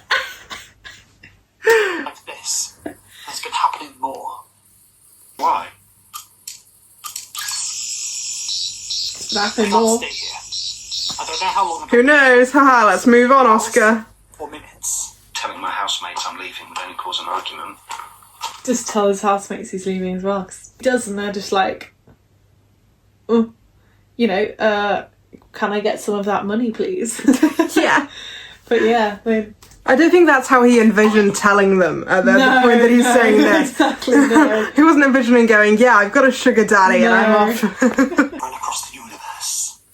I remember we had to change that line because it sounded too romantic. Yeah, It there was, no romance between these two characters. yeah, do what you want, but know that it's like shipping 12 and Bill. Yeah. And also that, like, this is a student and his professor. Student teacher Yeah. kind of thing. But yeah, I think the line was, like, we'll run together across the stars or something.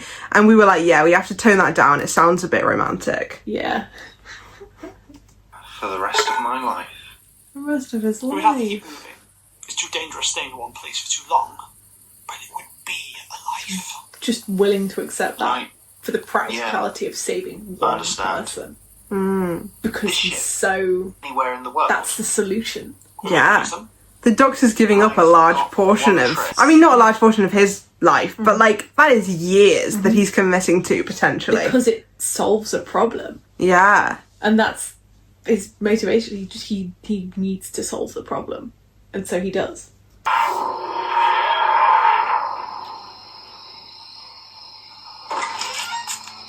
She was around here. Just lying on the ground. You could have gone anywhere. This is 3 roads away. Yeah. Yeah. I could have. It's like, yeah, I Why could have. here? They've not even travelled in time. Why did you just not walk, dude? Yeah. No, take me there. There's gonna be no. Just walk, please. Just walk. Yeah. Do something with your one trip in this time traveling box. It just goes like. I mean, it's yeah. You're a doctor, right? A proper one. I can be. What's her name? I don't know. Sonic noise. Very deliberately, the sonic noise to find her pulse. Because at this point, like, we can tell later that she has, like, her heart. One of her hearts is gone. She's so weak that she could actually die out here without the help of the Doctor and Oscar. But, like, it was important that the Doctor didn't touch her because she still is a representation of the Master. So he needed to sonic her. And it's also important that the Master knows that it's the Doctor that found her. She can remember the sonic noise when she wakes up, so she knows it was the Doctor. But she's breathing. I'm the Doctor, and this is Oscar. Do you know where you are? Doctor. Yes, me. You said one trip. That thing isn't going to appear at the Lord, hospital the if we sound take her there, effects. is it? 3 roads away. Doctor's so offended by this one trip that he's granting him another one. Yeah. It's an amusing amount of straining. We made them do this on the retakes, and the way it's edited is fine, completely fine, but it also makes the Master just sound really heavy. As they're like dragging her across the ground. Her coat, she's got a big coat on, guys. Yeah. She's actually, Jack was just like, this is insulting. I could pick you up. And I was just like, no, you can't, actually. For the sake of this episode. Oh, you know what they say about a big coat. Deep pockets. You know? It's... Although we joke about it, I don't even think it sounds like she's that heavy. It just sounds like they're struggling to, like, get a grip on her. Yeah, no, exactly. So, like, it does work. Yeah. It's just also a bit funny. Like when someone's ragged on, it's quite hard. Yeah. Not now. Yeah. The TARDIS groans when the Master is carried inside because he recognises her. It recognises the idea of her. Yeah. It recognises that this thing that has been made is wrong. Yeah. And the TARDIS, when the Doctor reset the universe, obviously he had his TARDIS with him. Him and the TARDIS are the only remnants of the old universe. So the TARDIS now knows that this thing that they're bringing in has been created, essentially, is a newborn thing. And, it's lying to the Doctor and Oscar in some way. It could even, it's both that and the fact that it's the Master in some form. And also, if you look at it a third way, the TARDIS doesn't perceive time linearly, right? The TARDIS sees things all out of order. So that's also the TARDIS preemptively reacting to all hail. Because it knows the Master, it knows this person will take over the TARDIS, and it doesn't perceive time linearly. So it's like, don't bring this person into the TARDIS right now, you will regret this. Yeah. Brilliant spot.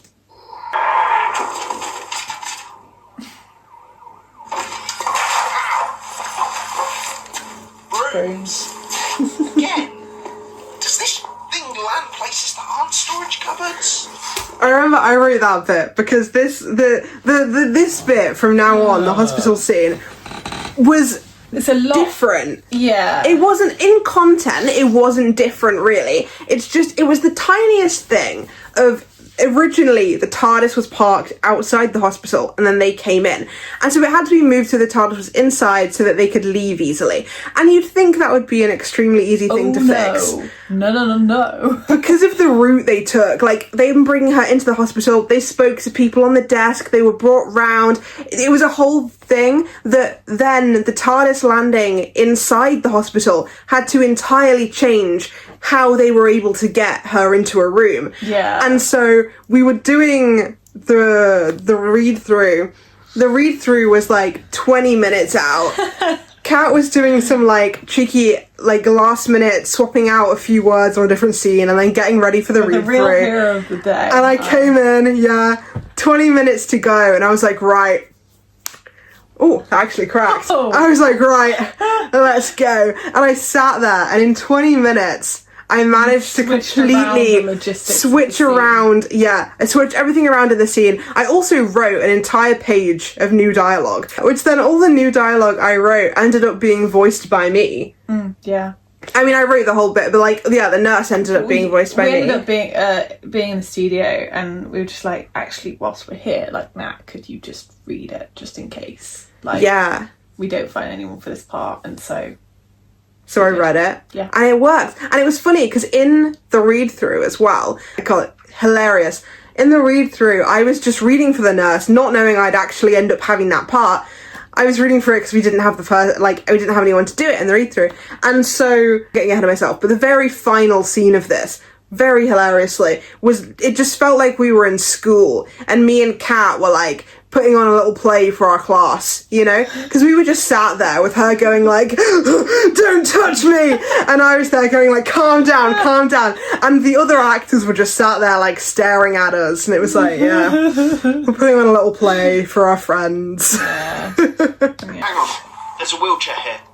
You go find a nurse, I'll lift her in. Sure. He can lift her in on his own.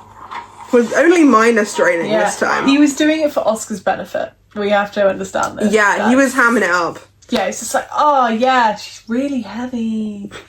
Also, I can't help but think like the end. It's like reverse End of Time here, where Sim has. It's not the End of Time. That's the time. I know what you mean. But yeah, got her in a little wheelchair. She's slumped over. It's very sweet. It's not sweet, but it is if you don't think about it. Right out here. Haley's usually packed out. I'm surprised there's not people sat on the floor. Call it doctor's instinct. I'm really glad that we changed the A&E packed out line. Picked up on the edges of the night. It was a lot more expositional. Yeah. Well, yeah, Oscar, duh. It stayed like that for so long, and then we kept, every time we heard it or looked at it, we were like, that's not quite right. It sounded like he was presenting new information. But Yeah. everyone knows that So And we couldn't figure out, like, we were like, oh, it doesn't sound right, but, like, we kind of need him to say something about it being quiet. And so we left it for ages, and that was a very last minute change. It suddenly came to you, you were like, swap it with that. And we did, and it worked perfectly. yeah. Hang on, I just saw someone go past at the end of the hallway. Back in a sec. Another logistical line there of the layout of the hospital. Yeah. Layout's so tricky to write. There's this woman, Really I are. don't know what's wrong with her, but she keeps passing out. We've got her in a wheelchair, and she's breathing, but I think she needs help. Where is she? Just down here. I'll take over from here. Thanks. Me Let's reference. get you into the main reception. Follow me. You can check in at Straight the desk, in. and once we've pulled up our Great. records, we can run tests. It's impressive. Okay. We found a pulse, but it was weak. Didn't touch her though, did She you? woke up when I talked to her, but then she passed out again. Did you check for a blocked airway? Yes, no problems with her breathing. Just a little thing, but it's something I remember script editing, which, again, it's from a while ago, but I'm coming back to it now that Oscar's referenced it, was the idea of Oscar thinking she might have been spiked. Because I remember in the original one, Oscar kind of immediately assumed she'd been drugged, Yeah. and then left her there. And I was like, it can't be like that, because he Yeah. comes off really badly. The whole I think making it being like a suspected spiking makes it a bit more like, okay, no, that's serious. He needs to well, like, it's not solely his responsibility to go back for this woman that he's found on the floor that's been spiked, but it's a serious enough thing that you can see why he does it, because it's scary. Yeah. Like, it implies it was deliberately her. Yeah. Rather than, oh, she just took too many drugs and she's on the floor. No, it's like... Yeah. And yeah, because it's like rather than her doing something to herself, someone has Yeah. done something to her. She is in active danger. Yeah. And also the fact that when he realised in that scene, he was like, oh, she looks like she's been taking something. Oh God, I hope she's not been spiked. It's like, it was a momentary thought, and then he was distracted by Amber. Yeah. And it's like, now he's had a week to dwell on that. He's had a week to think, oh God, what if she had been spiked? That's awful, I've left her. And so now, as soon as he gets the chance, it's right, I've left this woman, she was in active danger, I have to go back for her. Thanks. Go there now if you want. Down that way and take a right. Cheers. Logistics again. Yeah. I can picture the layout in my You head must see a though. lot of these places. But you said you were a proper doctor. I said I could be. Up until this point, he doesn't know that he's not a medical doctor, to be fair. So It then gets repeated, like, a few times, definitely in Frostguard, and I think there's a bit of a reference it's just in like, episode 3. No, he's not a proper Yeah, doctor. saying he's not that kind of doctor. Because it took Oscar so long to realise that he wasn't a medical doctor. And so now it's like, it keeps coming up. Oscar's got to set the record straight. You're the two that brought this woman in, right? Yeah. Is she okay? Her pulse is very weak, and there's some arrhythmia showing on the monitors. We'll have This is such a boring fact, and I may delete it later. That line was also very last minute added. Because originally, this was like 2 different nurses, I think, and then they kind of got merged into one where I was voicing, and the one remnant of them being 2 different nurses was the second nurse there said, "Oh, are you the two that brought her in?" And then I didn't catch for ages until I listened to it, right near it being about to air. I was like, hang on, why am I asking if they're the 2 that brought her in? I saw them like 2 minutes ago. I know that they're the 2 that brought them in. And so I quickly, whipped out the microphone, recorded an alternate line, subbed it in, and it makes more sense now. your name, sorry? Oscar. Underhill. We'll let you know. Full name reveal. I fix things that need fixing. That's vague. Got a job. I love that line. so fucking funny. It's like when you catch up with someone who you haven't spoken to for like 10 years and they try and play off something really I'm cool. a traveller of the world. Yeah, and you're like, right, so you're unemployed then. You travelled the world helping people. The world? Oh, just like Britain then. I love that. I wrote that Oscar line and I'm so happy He's with not it. human Oscar, but he sounds so like you totally tell why Oscar thinks that. He's literally a British guy. Yeah, if someone said, you know, oh, the world, of course you'd be like, oh, right, of course, sorry, the world yeah. is too big, right? Yeah. There's a lot more than that, Oscar Underhill. How much more? Rocks. So, the reason we're reacting like this was, you may recognise the speech from the trailer for Block 1 of Red Twilight. Well, you started it, like, 4 days before we needed the trailer, because you were like, I can bang this out. You know, you had the music well ahead of time. I had the music from Lovely George, who had made a track about 1 minute 40, 1 minute 30, and I had some bare bones stuff a week before-ish. I was just like, okay. I know that when the trailer starts coming together, it comes together at quite a steady pace. And I had, like, the sort of boning of it.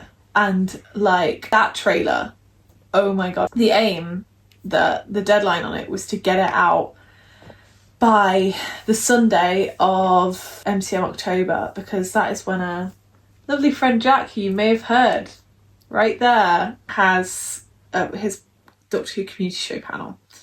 And we were like, okay, like, this isn't a guarantee, but we want to show this trailer at the panel. We want to have it. And if not, I just want to have it ready for them to be able to show people. And I decided that this, like, half a week before, that I was going to lock in, and I was going to get this done, and it was going to get done by Saturday night, so it could be ready for Sunday. And the effort that it took to get this thing done. Yeah. For a bit of context, we had 3 laptops at the time. This isn't us having crazy money now. Yeah, the exact opposite of that. The exact opposite. We put this thing together with bits of string and duct tape. Yeah. I'm not shitting you.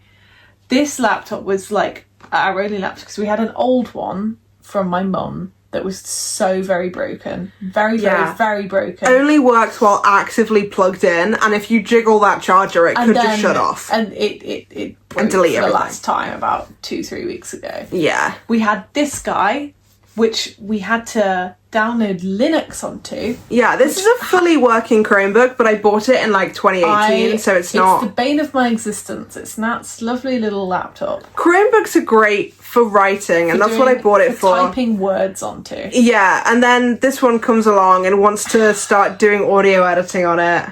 So of course it does crash out a lot. I'm just saying a laptop should be able to handle some cursor movement. That's all I'm saying. It can handle cursor movement. It clearly can't. The amount of time, the amount of time we spent on this little guy here, little buddy, is outrageous. Yeah. This man broke the day we were going up to MCM. Oh, I forgot that it did. Yes. Out of the many times that this thing is broken, and the storage has failed, and the storage has been full. It broke on, what was it? It broke like before we went out, or did it break on the train? It was on the train. It was on the train, and I was trying to get, the last bits of the trailer put together. It was like, actually, sorry, no, I'm not going to do that. Sort of ensued the Audacity file hadn't been able to save, and it shut down, and then just mad hours of scrambling. But long story short, like, I worked for hours and hours and hours that week to get this thing ready, and then on the weekend, well, little guy said to me, do you want any visuals for this trailer? And I was like, oh yeah, actually Jack's asked me about some visuals to show at the panel. It's like, yeah, okay, visuals. So poor Law, but this was entirely self-inflicted. I love her. Was like, okay, visuals, locking in, and then I got the trailer more or less done, and then you were like, hang on, like, people aren't going to be able to, maybe people won't be able to tell what's like being said, plus this would look way more effective with subtitles. Yeah, so then, because like a lot of the, like, Lord's visuals are great. There's a whole shot of the interior of the TARDIS. You can check it out on the channel. But like below. before and after the TARDIS, the screen is like, you know, it's doing one very slow movement. It's very cool, but not much is going on. And I was like, so partially to add some extra dynamics, and also because if it's going to be playing in an MCM hall, like you might not be able to hear it not well enough to work out what every word is. A lot more. So so it was the night before, the Saturday night, I was like, okay, let's add some subtitles, and I want to do it properly. I don't just want to slap on line. I want to properly do it. So then the night before was also the night the clocks went back. The clocks just to went give you an back. idea of the time, the time that this was finished. It was finished at 3 a.m. on the Sunday, after the clocks had gone back. Yeah, so that would have been 4 The a.m. panel that day. Yeah. I was up for that long just doing these subtitles. I was doing it from like 7 p.m. to like 3 a.m.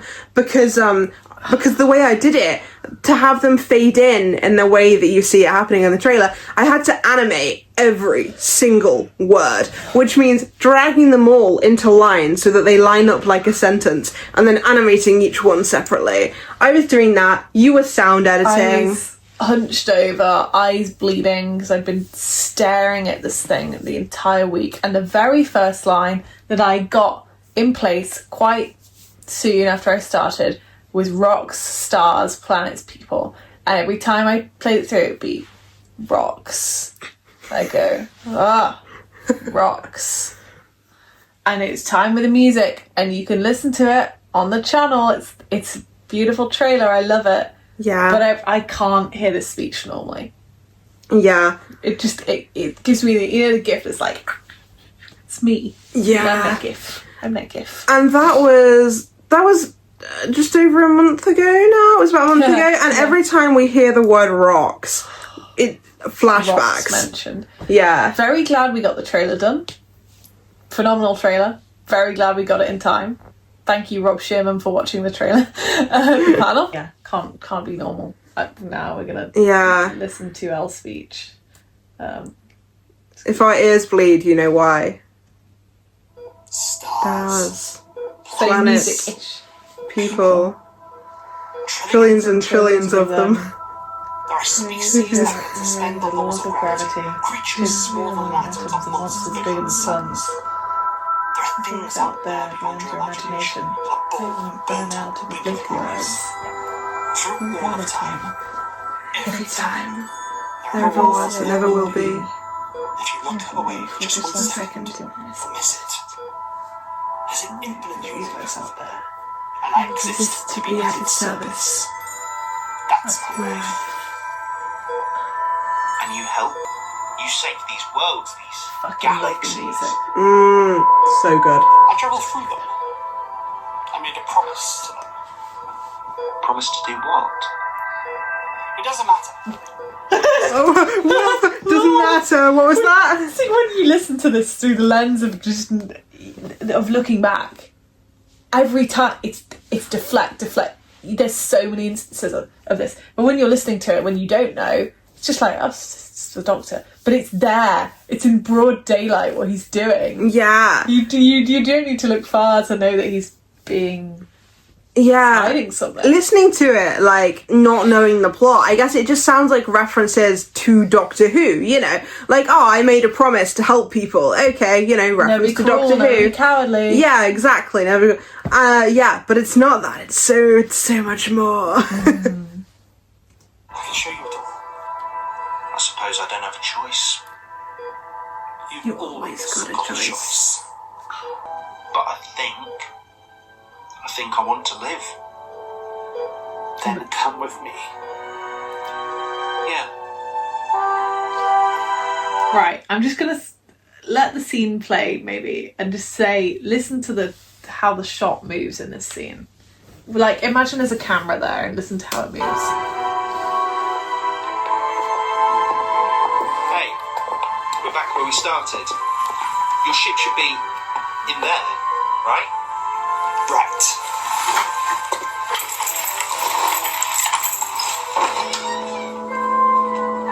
Welcome aboard the TARDIS, Oscar Underhill.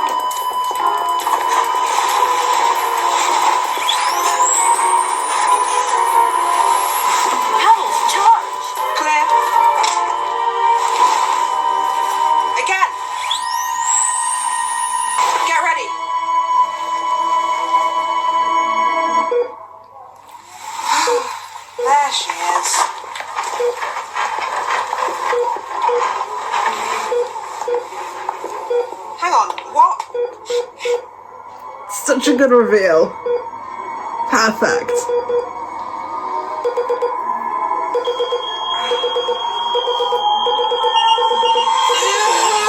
She's awake. Right, take deep breaths for me. We're gonna need to bring your heart rate right down. No! Stay still for me. Try not to move. Don't touch me! We're here to help you. You have to There was a calm man down. screaming Take there. orders I never from noticed you. that. Listen to me. Listen to me. You need to slow your breathing. Stay still and follow my instructions. Please. No.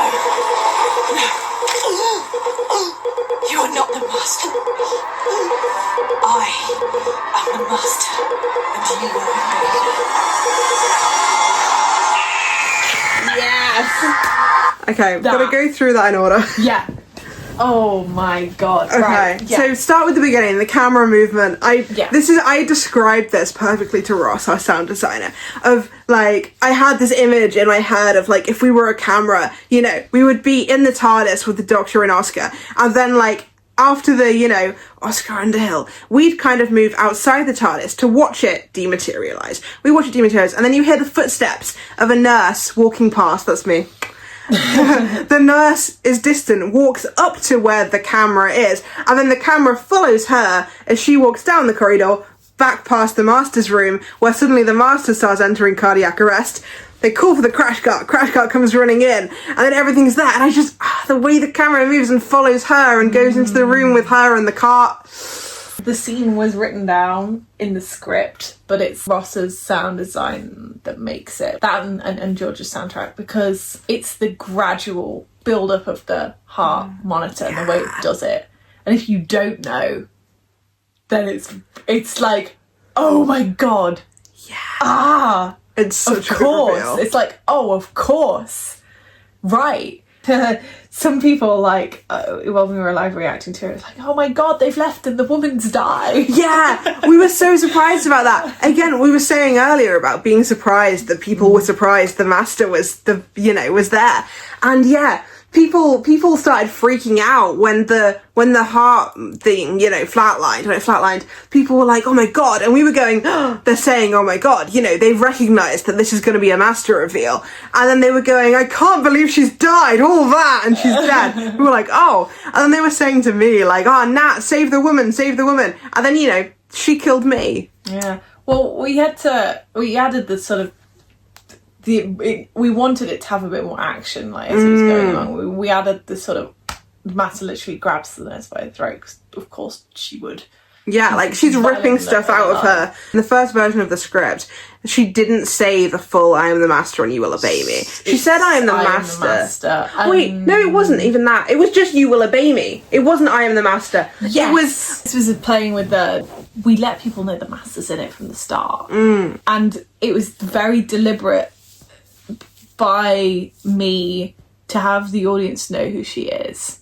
That happens a lot in this series, that you'll find that the audience know things that the characters do not. That's what happens a lot of the time. And this is the first instance of that. So it sort of became clear that it needed to be explicit. You were told that. And also, because we didn't want you to think, I didn't want you to think, as you were listening to other episodes, that she didn't know she was Master. She knows she's the Master. She's fully aware. She's not just got amnesia. She's fully in control. It's the phrase that does it. It's classic, but it works. Yeah. It works for this Master as well, because it's almost their trademark, and this is what this Master is. She's a set of trademarks smushed together into the form that calls itself the Master. We talked a lot about that, about the concept of the amnesia. Well, it's not amnesia, but the concept that it could come off like amnesia. That was sort of the line in the sand, that we just didn't want it to be that at all. So it needed to be so clear. I was worried, because we, obviously the post-credits in episode 2 and 3, she doesn't sound like herself. Even though we changed it to the full, I am the Master and you will obey me, I was thinking it seemed like she could still have amnesia. You see in TV shows, someone will have a moment of clarity, like, as they're waking up, because it's like they've just come back from whatever trauma they've experienced. They've woken up, they remember who they are, and then they pass out and lose it. So then, in All Hail, I edited a line of dialogue just before the recording. Yeah, when she says, when Oscar goes, "This isn't you," and she goes, "It is me." I added in "always has been" to show that there was no amnesia. Always has been. So with Amy writing episode 2, like she wrote. This is one of the examples of like things changing as time went on. Mm-hmm. She's actually one of the very first people to write a scene with the Master in. Yes. And it's one of those examples of where something gets written very early, like your script that you were talking about earlier. That was on the That was on stream. a different pod. No! Nat has written an episode that won't be coming out for a tiny while, and we were realised how much the characters have changed since it was written. It's the same case for Amy. She wrote this sort of end scene in episode 2 quite a while before other scenes involving the Master were even written, and so we ended up sort of writing it with her in script, editing it more heavily than we would just because it was arc related, and trying to toe the line between the Master appearing to be this innocent woman, but also a way of letting the listener know that she was fully in control. One of the most blatant examples is like episode 3 end scene, use your big brains this time. You could let it go if you thought out it's just an innocent woman in that bed. Yeah. But you know, if you already know, of course you're gonna know it's the Master. The very fact that they're playing chess at all as well. I mean, sure, the Doctor could have suggested that they play chess, but like in that bit, the Master suggests happy families, and then they end up playing chess. I want their whole exchange in that there is like an inch between him finding out that it's her because she plays it so close to the line. Like they're playing chess. She wins, but he lets her win, kind of. Well, he does because she's sick, but it's in a quite coy way. And you know, she says, "No, I want to beat you fair and square. I want to beat you and earn it." Which very Master coded. Yeah. You know, and then knowing nothing but the rules to Texas Hold'em. That was originally going to be strip poker. Yeah. And then we sort of looked at it and we were like, hang on, this is hang on, is this the Master? Because like I'm gonna go off on a tangent here about the character of the Master, because before you go on a tangent, the strip, you know nothing but the rules to Texas Hold'em. I love that line. I wrote that one. I was like, it'd be really funny. It's just like it's almost Oscar catching her in a slip up, and he doesn't realize. Yeah. If she has complete amnesia, why would she remember specifically the rules to Texas Hold'em? He's almost caught her in something, but he just thinks it's a bit funny. It's like she remembers, what's the line with her amnesia? What does she remember? Obviously she remembers basic things, like she just doesn't know who she is. What was I going to say? Yeah, the character of the Master sort of was different things in different people's minds, I think, a lot more back then. But I never wanted to make her, she's not outwardly flamboyant, she's not risque, really. She's not, you know, like I was saying before, her outfit is more like a classic Master. And she is almost quite like that. She's got the wit, sort of the newer series Masters, but her vibe, her sort of herself is quite old series, quite classic series. You know, she starts off, she's very violently born. Starts off by saying, "I'm the Master and you will obey me." And also it's like, it was important to me as well that I prove that the Master was called the Master and not Missy. This is something like I'll never touch on because it doesn't matter. Like, I'm a woman that's playing the Master, it doesn't matter.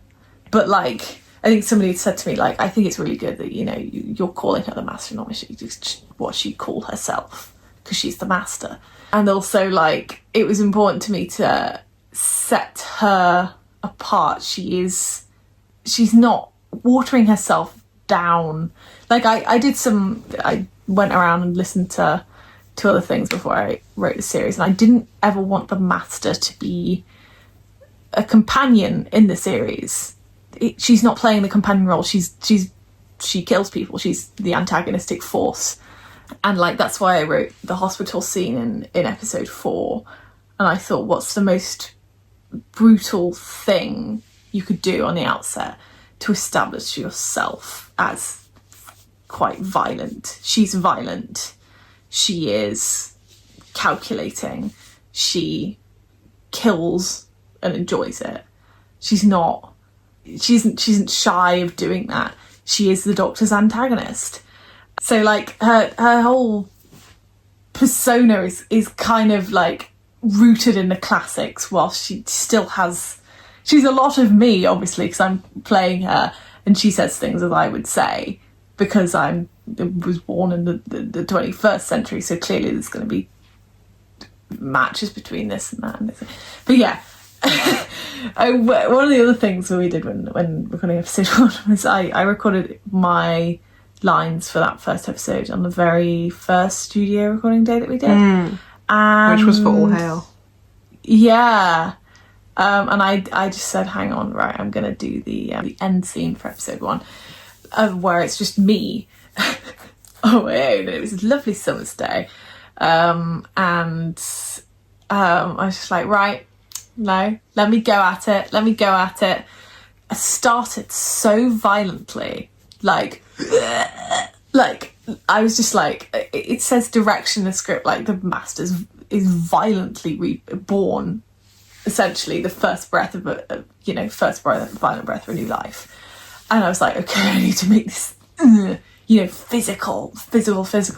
And so I dragged on my lungs for about 30 seconds, and I had to hold the table because I felt there's so much air coming in and out of my lungs. And that does say something about my general fitness, but like it's just like I wanted to make it sound as like, okay, what is breathing consciously for the first time like? It's so strained. It's like you're waking up from your own death, essentially.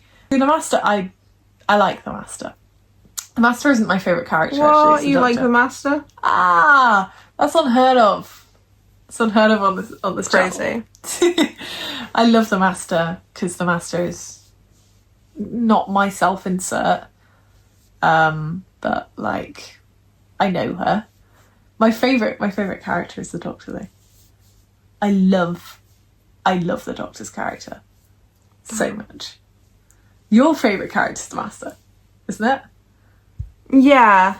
For a while, my favourite character was Oscar. Yeah. Or at least he was my favourite to write. Yeah. There was a time where I got very extremely into Oscar's head, and I started, an episode. There's an episode and it cuts between Doctor Master scenes and Oscar and someone else scenes. Spoiler, the Master's in it. Oh my god, in an episode? Oh, you mean she's not dead? What? Spoilers, guys. Yeah, anyway, so it cuts between these, and at first I was fully expecting that writing Oscar and someone else was going to be a bit of a slog, and I'd have to get through it so that I could get to the juice of the Doctor and the Master. And then I actually ended up writing a bunch of the Oscar scenes, and I was like, oh, he's flowing perfectly, like this is When you get is inside going. his head, like when I feel like I have different favourite characters in different scenarios. When you sit down and you write a lot of Oscar Underhill, you're in his head, it's his perspective, he's the companion, he's the storyteller. You get really into it, you I know exactly what he wouldn't do, and I know what he'd say, blah, blah, blah, blah. Overall, like, if I'm not sitting down and powering through a scene, I just love, writing the Doctor, because he's the cleverest person in the room, and yet, like, how do you reflect that as a writer? I think it's like Stephen Moffat saying, like, you have to keep up with the intellect of your lead character. How are you clever with it in a way that's not, I'm gonna say, like, in a way that's not Moffat. But you know what I mean. He's not like any Doctor we've seen before. Like, obviously you can call him 12. Not the age. He's kind of sexy, but not really. He's kind of sexy, but not really. Damn. He's kind of sexy. But then, like, you also find out this massive thing that he's done. He's in the sort of grey sort of space that we haven't had, because TV can't really do that. They can't do that to him in the same sense. And so, like, I just love it. And the Master I love playing, and like it's going to be a recording soonish after we record this, where I will get to spoilers. The Master comes back.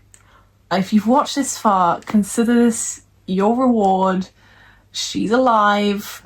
It could be, I mean, I could be voicing any episode between 5 and 12, so you just don't know when she's coming back. So, but yeah, I'm looking forward to like the subtle differences in how the Master is changed by knowing this thing. Yeah. After episode 4, now that she knows this, how does she work with it? Yeah. It'll be good. I mean, let's talk about episode 4, because you know we're not going to have time to. We're not going to be able to do another listen through. But the Master's character. That was annoying me too.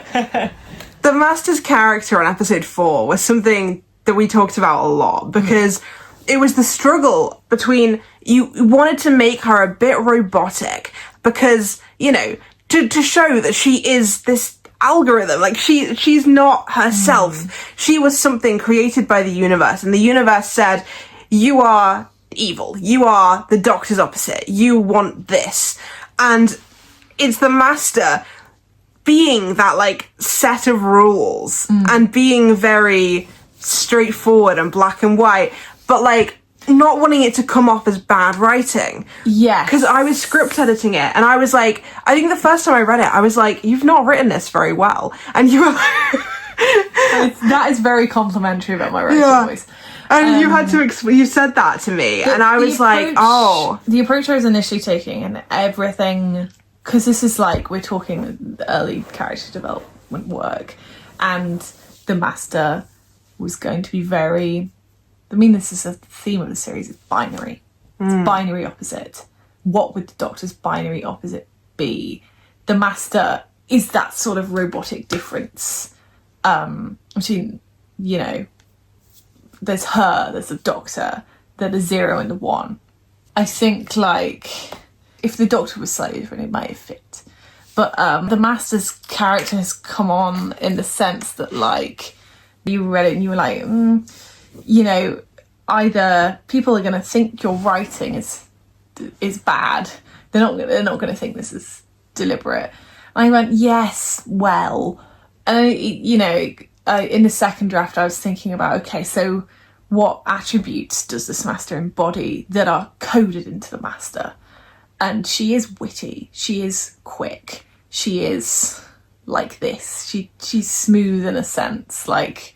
At first you were determined that, like, because she was so black and white, like, she couldn't make any jokes. She couldn't be witty. You're throwing me in the trash now. I'm just so like, sorry. And Kat thought this, and that was... I'm just saying how far along it's come. Like, at first she wasn't, you know... dug me out the trash. Yeah, really. I saved you. You saved me. I saved you. From this. Thank you. Yeah, no, but it's just showing how far she's come. Like, at first you were like, oh, she can't be witty, she can't be funny, because she is just this. She is just what the universe has made her to be. I didn't want her to make jokes in a particular way. That sounds very puritanical, but no, but that's still true. Like, yeah, she's still there's still some things that she doesn't do, and like a common one that you might compare her to is Spymaster, but she's nothing like him. Like I've written Dwan Master before in the past. I've been known to partake in some, I don't want to say about it, you know, some Dwan Master writing, and like I did not want it to veer that way, because she's not like him in the slightest. What motivates her is different. Except when it's not.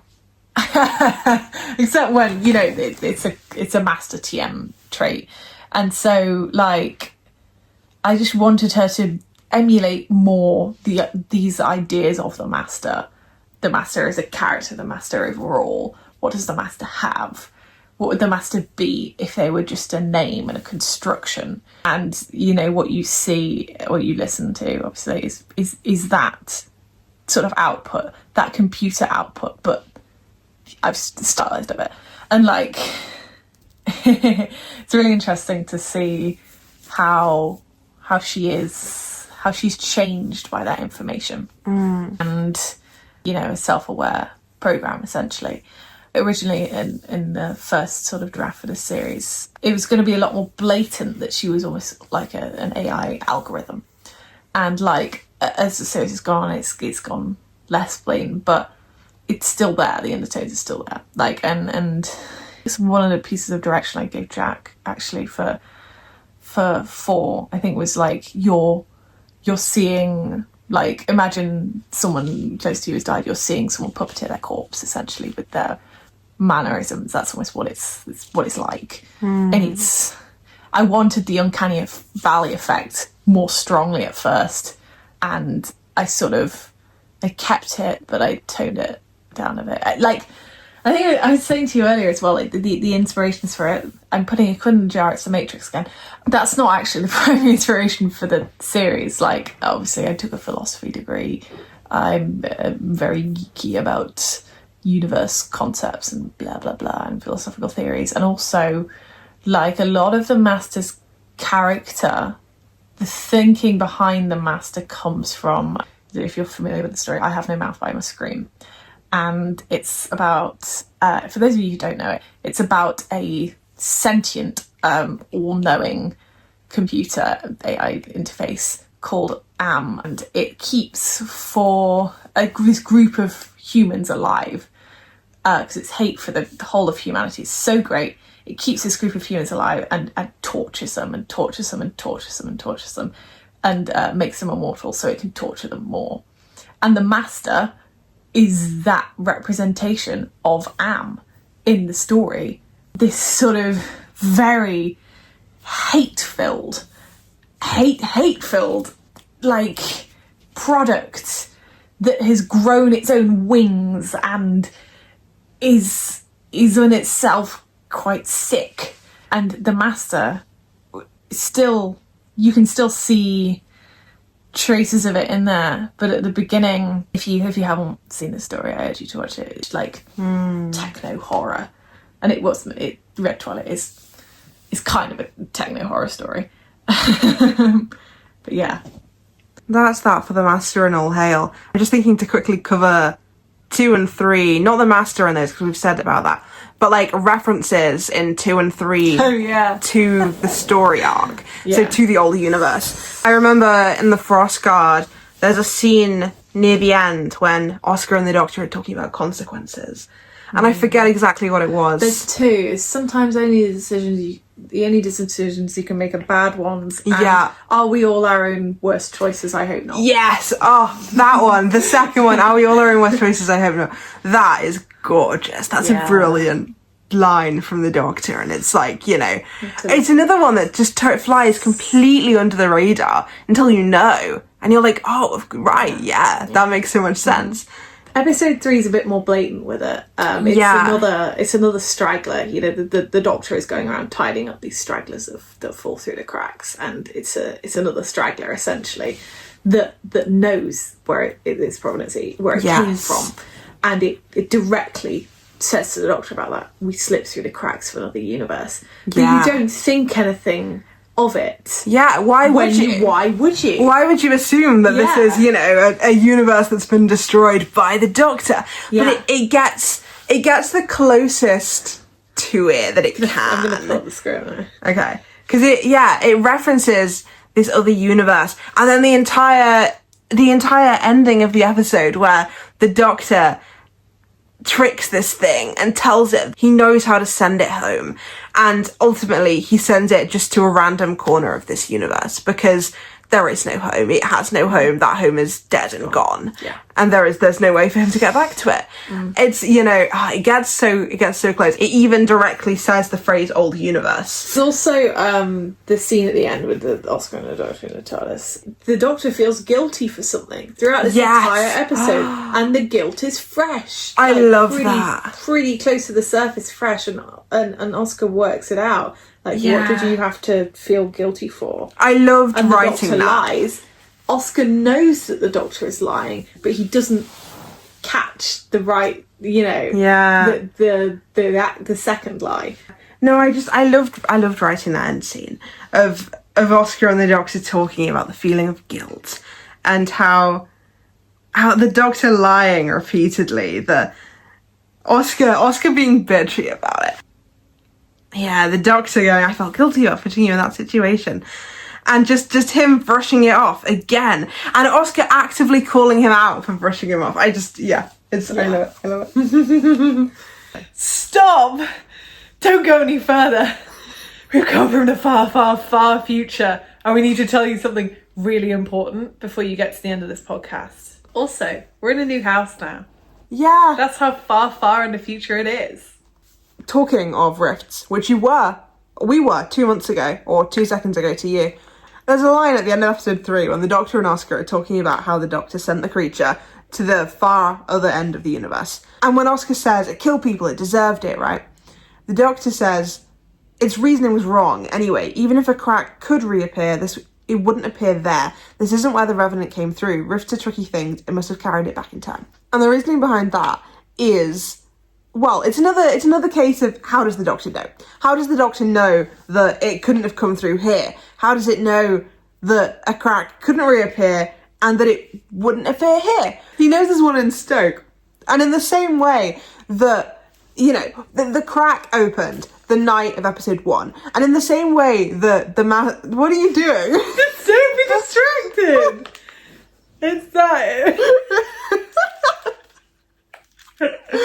I'm not doing anything. Okay. And in the same way that the Master came through at the exact same time as the Professor did, with there being no explanation to how the Doctor knew, the Revenant would have come through at night with them. And the explanation there is it went through a time rift, it fell through like a time rift and got dragged backwards in time. And so the creature was waiting there for nothing, essentially, because the rift was never going to reopen. The crack to the old universe was never going to reopen. Aside from the fact that the old universe is dead and gone, it opened in Stoke, and it opened in the present day. So, whilst it was running this time loop, it never would have reached the present day. It never would have been able to get back home again. And so that's just a reference. That's one of the references to the old universe, and the Doctor knowing something about it that he really shouldn't know. That there is no context in the episode for why he knows it. But back to the past. And then obviously the Master line. I had to figure out how to get that in because I wanted it, but it took me a while to figure out how to do it, and I'm so glad that I did figure it out because I think that's such a good little scene. The door reactivating, turning back on, and just hearing the Master's line coming through it, I think is very good. Wow. Hallowed be her name. It's deliberately that line because it's an exorcism parody. Power of Christ compels you, hallowed be. It's a deliberate parody of the Lord's Prayer that gets put in the exorcism episode. It's like, yeah, of course. Yeah. Duh. Right, so Ep 4 was not the easiest to write. I wouldn't say that, but I had great fun writing episode 4. So there's a point in Ep 4 where the Doctor is sort of talking aloud, having his own little speech, the caretaker, and he's thinking out loud about how many planets would be affected if the sun died. And for this very line, from the start, I really wanted to put as many names of different planets from different series in as I could to really completely fuck the continuity, because it's funny. There is Reich 7, which is a reference to Dimensions and Daleks, which is an awful lot of Runnings D&D series. The one episode I managed to listen to, and I was like, hang on, what do I think the name from here is? There is the reference to the Sisyphean system, which is the system of planets in my story, Hipswitch and the Middle Matches in The History Between Us. The Sixth Doctor and Mel visit a planet in that system. There's Beta Rivera, which is from a fic that I read about the Doctor and the Master, and I just remember that name for some reason, so I put it in there. I can't quite remember where it's from, so if it's your fic and you don't want it in there, please forgive me. I'm so sorry. and there's just lots of little there's names in there, and if you can work out the origin of all the names, well done. Well done to you. So, just a fun fact about the order of the episodes being written. All Hail, obviously being big finale, was written before episode 1 by a mile. Yes.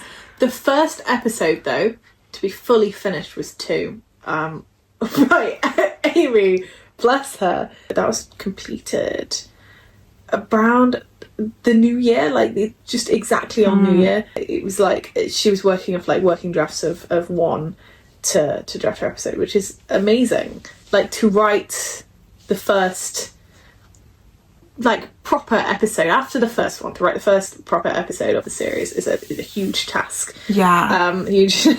A huge one. It was strange because I knew exactly what was going to happen in episode 1. I had most of it there before episode 2 was finished. After that, I finished episode 4. I was like, okay, can't fuck around with this. I've got a solo in to one of them, and I chose 4 first so that I could know what we were building to. And I needed the end scene with the reveal first so I could go back and thread it.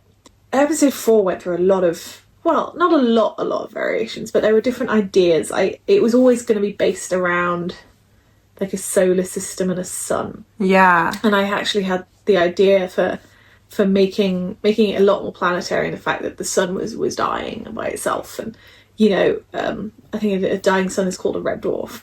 The series, too many comparisons to be drawn there. And there was going to be a red twilight, literally, in the sense that the sun was dying, and there was a twilight, literally red. Anyway, yeah, stuff like the Last Chance Protocol, Vor, they were all there sort of from the beginning, and concepts that got tweaked and travelled along the way. But I'm very proud of 4 because that's very much like my own enterprise.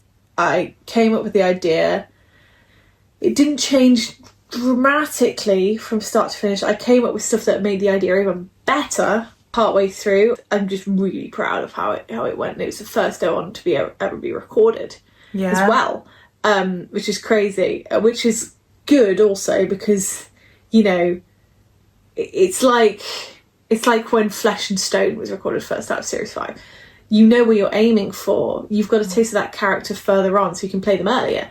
And it was interesting because this was the first episode Jack technically recorded, which if you listen to it back might seem quite weird now, but it meant by the time episode 1 came around, which was the 3rd to be recorded, it was like, okay, here's where I fit. I fit in my shoes now. I know what I'm doing. And it was so thrilling to do, and it's what we're going to do again for the next block, because each block tells its own story in a way, as part of the whole series. And then episode 1 was the next one to get written. I was really struggling with the middle for a while. I think I said before, they were going to end up in the unluckiest place in human history, and I realised I don't want to replicate the pilot where they go on a little random magical mystery tour, and so I wrote the middle to be that, and I think episode 3 was the last one. Yeah, episode 3 was the last one, and then the mini-sode was done. The Christmas one was done a little while after that, because that'll be out by the time this comes out.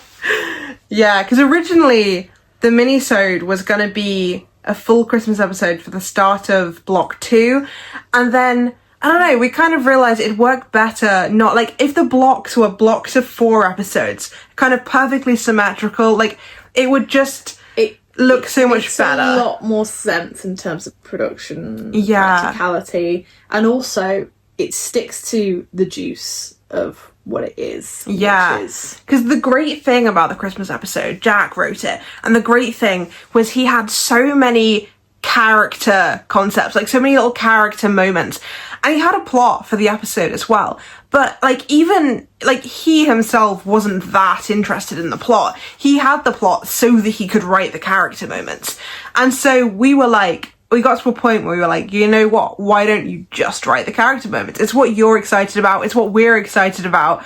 Write those, put it together as a mini-sode. It'll work perfectly as a little extra surprise that people don't know is coming before Christmas. What? Talking about Christmas? That's crazy. Yeah. It's funny because just today, Jack has been talking to people about how Christmas is coming up, and lying his socks off. Yeah, he's been saying, "Oh, if only we planned for Christmas this year, man. If only we thought of this sooner." Oh, yeah, it's embarrassing. But yeah, so that's the very last one. Within the block one, that's the order of when stuff was done. But also, not to pat myself on the back here. You know what I'm gonna say. Not to pat myself on the back here. But episode 8 I wrote, and that was finished. Oh, what have I done to my hair? Episode 8 was one that was finished a while ago. Yeah. A while. Was it finished before or after All Hail? It was after Frostguard. I think it was before All Hail. It was finished before All Yeah, Hail. so episode 8 was the second script to be written for this series. It's very funny. We've literally just been on, like, the Who Knew Lives, we keep saying. But somebody asked us about the script editing process on that live, and, like, well, I think we have a pretty good one. Like, from pitch to finished thing, you know, someone will come up to us, give us a pitch for their Doctor Who episode, essentially, like, what's your idea? We'll say, okay, cool, we really love that, could you maybe tweak this and this to make it, you know, fit? Sometimes we've had writers pitch for things that just are completely replicated in other episodes completely by accident, and had to turn them down or make them tweak it to a point where the pitch isn't, you know, we can't accept it anymore. Yeah, it was very funny. We had a few pitches in a row where it managed to hit very, like, identical plot points to a few different episodes. We were like, I'm so sorry. That one's this episode. I'm so sorry. That's this episode. Oh my goodness. Oh no. Oh no. But then we will say, okay, go away and, go away, Shu. We will say, could you go away and write as a draft 1, please and thank you. Then the writer will go away and write a draft 1, hand it back to us. We will scan through on the first go for plot. It'll also be slightly smaller things, but we'll be mostly looking for, okay, does this make sense? Does this follow through? And also in terms of plot, like making sure it lines up with other episodes. We're looking at not just the episode plot, but also kind of series arc and making sure nothing contradicts what's been said in other episodes. Yeah. We will hand it back to the writer. The writer will go, oh, okay, how about this, and this? That'll make a finished draft 2. We will then go, okay, right, this is, after this point, it's kind of in our hands to get ready for recording. And then we will sort of snip at it and do whatever we need to it. Yeah, edit for characterization. First read through. And, like, the aim with anything is always to keep 100% of what the writer's written. But we have to trim a little bit, and it'll end up being as close to 100 as we can possibly get it to preserve what the writer wrote down. Yeah. At the end of the day. Right now as well, I think right now for this first block, we've had to script edit more than we will down the line, entirely because these writers haven't heard an episode of it yet. Like we were saying, Amy wrote the first script and hers was episode 2. And so, like, she was told this is what the Doctor's like, this is what Oscar's like, but she only had a few scenes to kind of have a look at, and there wasn't much else for her to base her characterization off. So, like, that had to be edited so that it was like the characters entirely because it was written first and, like, not anything to do with her. Yeah. So I imagine as a series goes on, we'll be script editing less for characterization because people can look at already released episodes and learn a bit how they talk. Yeah. So we got characterization, grammar, punctuation. I like going through for that. Yeah, you're a little, you're Grammarly. Yeah, it's good fun. We will get the bulk of any editing done before the first read-through. Read-throughs are very helpful. They're also very fun. Yeah. Especially if you're playing a character in them. And then that read-through will give us an idea of what still doesn't work out loud.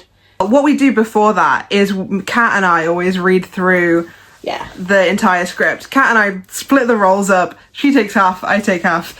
And we do a private read through, going through the entire script, because we catch a lot of things like that. That's just us trying to read it out how any human would read it out. We can read it for what sounds natural to us. We do quite a lot of edits that way. Then we go on to a read through with all the cast, and we're no longer editing for what sounds natural for a person to say. We're now editing for what sounds natural for them Oliver, to say. for Jack, for X, Y, Z, yeah. So it's all a helpful step, and it's good to have done our private read through first, because then we have less changes to make on the next one. Yeah. And then once we've done that, we'll write down loads of notes during the read through, go through afterwards and make all the changes, add more stage directions. Like sometimes you don't even need to actually change the line, you just have to make it extremely clear how you want it read, because they've looked at it and taken it in a completely different direction that you weren't expecting. But in a way, we do quite like doing that. We'll put in stage directions, but we tend to like using less where we can, because sometimes like the actors will take it in a way we weren't expecting, and it works very, very well. And then sometimes it doesn't, and we add stage directions afterwards. And then, once we've got that recording, like we'll usually organise a call for simultaneous recording, or we'll go to a studio, which is quite rare. And sometimes we can only get certain parts recorded in the studio and other parts have to be recorded at home. We're hoping for a bit more, like, with Block 2, we'll be completely honest. We know that the mic quality on some mics isn't going to be as good as other mics. And, it pains me deep to my soul, but it's also, like, a thing of, okay, so how can we support people to do this from home without placing a big burden on them? We can offer the studio, we can offer this, that and the other. And we can do what we can to match up the quality of their mic with the quality of a studio recording, for example. But then once we've done that, we'll edit together everything that we've got for a timing edit. We'll do 2 drafts of that. We'll both work on the first draft, and then I will look through all the scenes to go, okay, this is the final timing, and adjust anything that needs adjusting, take any stray breaths out, and that'll be the draft 2. And sometimes on a draft 1 or 2, lines that have made it all the way through to the recording will still get cut because they don't work in a timing edit. And even lines that make it through that can still get cut in a final edit. When it's out of our hands, when it's in Ross's hands, they will still get cut. Because we realise, okay, this now doesn't work with the SFX, the timing, and the music. Okay. Yeah, it's quite rare for that to happen, but it has literally just happened. Yeah. It is now 2 days before the Frost Guard releases, and we were going through the final cut of it just to make sure there was no mistakes. And we got to a point and we were like, oh no, this scene, like listening to it now, fully edited, it's just a bit too long. It needs to be cut. And so we combed through it. What can we cut? Oh, 2 lines there aren't plot relevant, we can cut them out, and suddenly it works so much better because it's the entire scene they're walking through the snow and you can hear the footsteps, and with those extra 2 lines the footsteps just start to grate on you. And so it's okay, cut those out literally 2 days before it airs, and now suddenly that scene does not grate on you. I still want to make changes there, not to the script anyway. I still want to make changes to the final edit. I'm desperately going but then I'll listen to it on the day and I'll be fine. Yeah. But that's someone asked about our script writing process, and that is more or less it. It's very involved, whilst also trying to give the writers the degree of freedom that they want. Yeah. And also preserving the ideas that they have. And we're always looking for pictures. If you do have an idea that strikes you and you think this is literally the best thing anyone's ever come up with, can they use this? Can I make this? Just throw it at us. We'll have a look. Yeah. Yeah. Could be you. Yeah, so it's a very involved process, which, considering we only really started doing this about 1.5 years ago, we have done a lot. Like, the reason we've gotten so far on this so fast is entirely because we've dedicated every second of free time to it. So, like, we keep having people say to us, like, wow, you've done so much in so little time. And like, a few people have been like, wow, I wish I could do that. And it's like, well, you know, don't feel bad if you can't, because we have stopped having lives. It's like, it's the hobby to end all hobbies. Imagine if we spent this on, like, exercise. That would be crazy. Skill or something. I mean, we are learning a skill. We really are. We've learned a lot about audio editing as this has gone on. Nat's come on a bit of an emotional journey from me pitching this, writing this, and you thinking it was cringe. Yeah. And then I got to them, and then I got to them some more, and now we're both like this. Yeah. It's a brilliant, beautiful place to be. She infected me, and now here I am. And I infected some other people, and Law, you know, Jack. It spreads around. Anyway, thank you all for tuning in to what is definitely an hours-long video/audio. Thank you, it has been very nice to have you. This has been a 77 years production. Oh my god, yeah. I've been Nat, she has been Kat. We will see you again in a pod with even more people. Unless that's come out first, in which case we won't see you again until the next episode. Until the next pod with more people comes out in the next book. Yeah, so either way, we'll see you again with more people. Yeah. And in the credits. Bye-bye! Bye-bye! Welcome. It's Cat and Nat for the future. Sorry. Welcome. It's Cat and Nat from the future here. We're here to... Oh, fuck me. What are you doing? What's happening? Sorry. I'm doing an intro. Hello, it's Cat and Nat from the future. We used our magic blue box to time travel back here to tell you that to welcome you to the second episode with Sleep Deprived, the second episode of Red Twilight Decoded.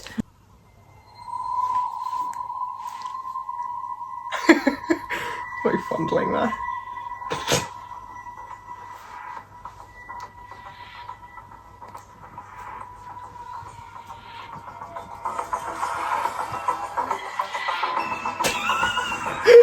Having a dance. You're gonna introduce the pod. Just dancing.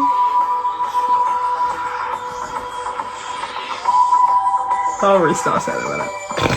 We'll try this again.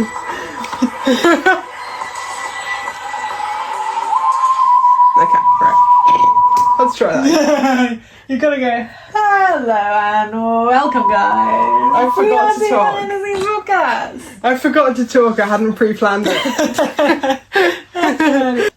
Yeah. Welcome to Red Twilight Decoded. Okay. RT coded.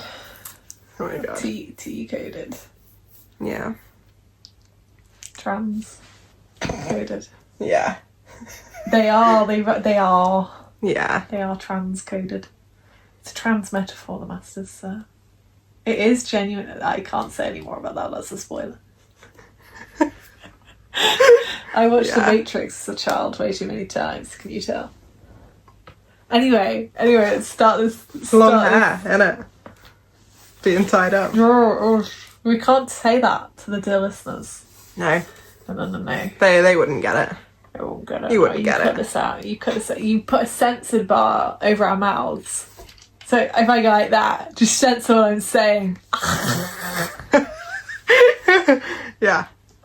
Mm-hmm. My wife kills me. Okay. I do. You do, factually. Canon, at the end of episode kill 1. My wife. We can commentate on that. We can. I'm excited to get to that. Okay. I have to start it first. It's exciting. Yeah. You're being too obvious. People will pick up on that. People will be like, you're like, people will be like, come on now. That's just clear as day. You gotta redact your face. It's okay. I'll let it out. Well, we've had 2 auditions. I know. I was about to say that. 10 minutes. We had to, one of them. I saw. You were able to tell when they came through on this video because both times I tipped my head to the side to read it. 2 more Thanos. This is crazy. Please, we've please. had 3 tonight, which is like, thank you guys. That's really sweet. Yeah. It gives us a lot of options, and we love replying to everyone. Oh fucking hell, I should have seen that ending coming. Someone else has watched it. Oh. I love it. I love seeing people react to it. Yeah. Damn. Please take this as your formal notice. Please react to please comment, tweet at us. If you have a big reaction to something, if you think something's just a little bit cool even, let us know. Comment, tweet us. We wanna hear. We love getting the reactions. It really motivates us to keep making more. So if you want more, tell us how you feel about it. Don't forget to like and subscribe to the official 77 Years Productions YouTube channel.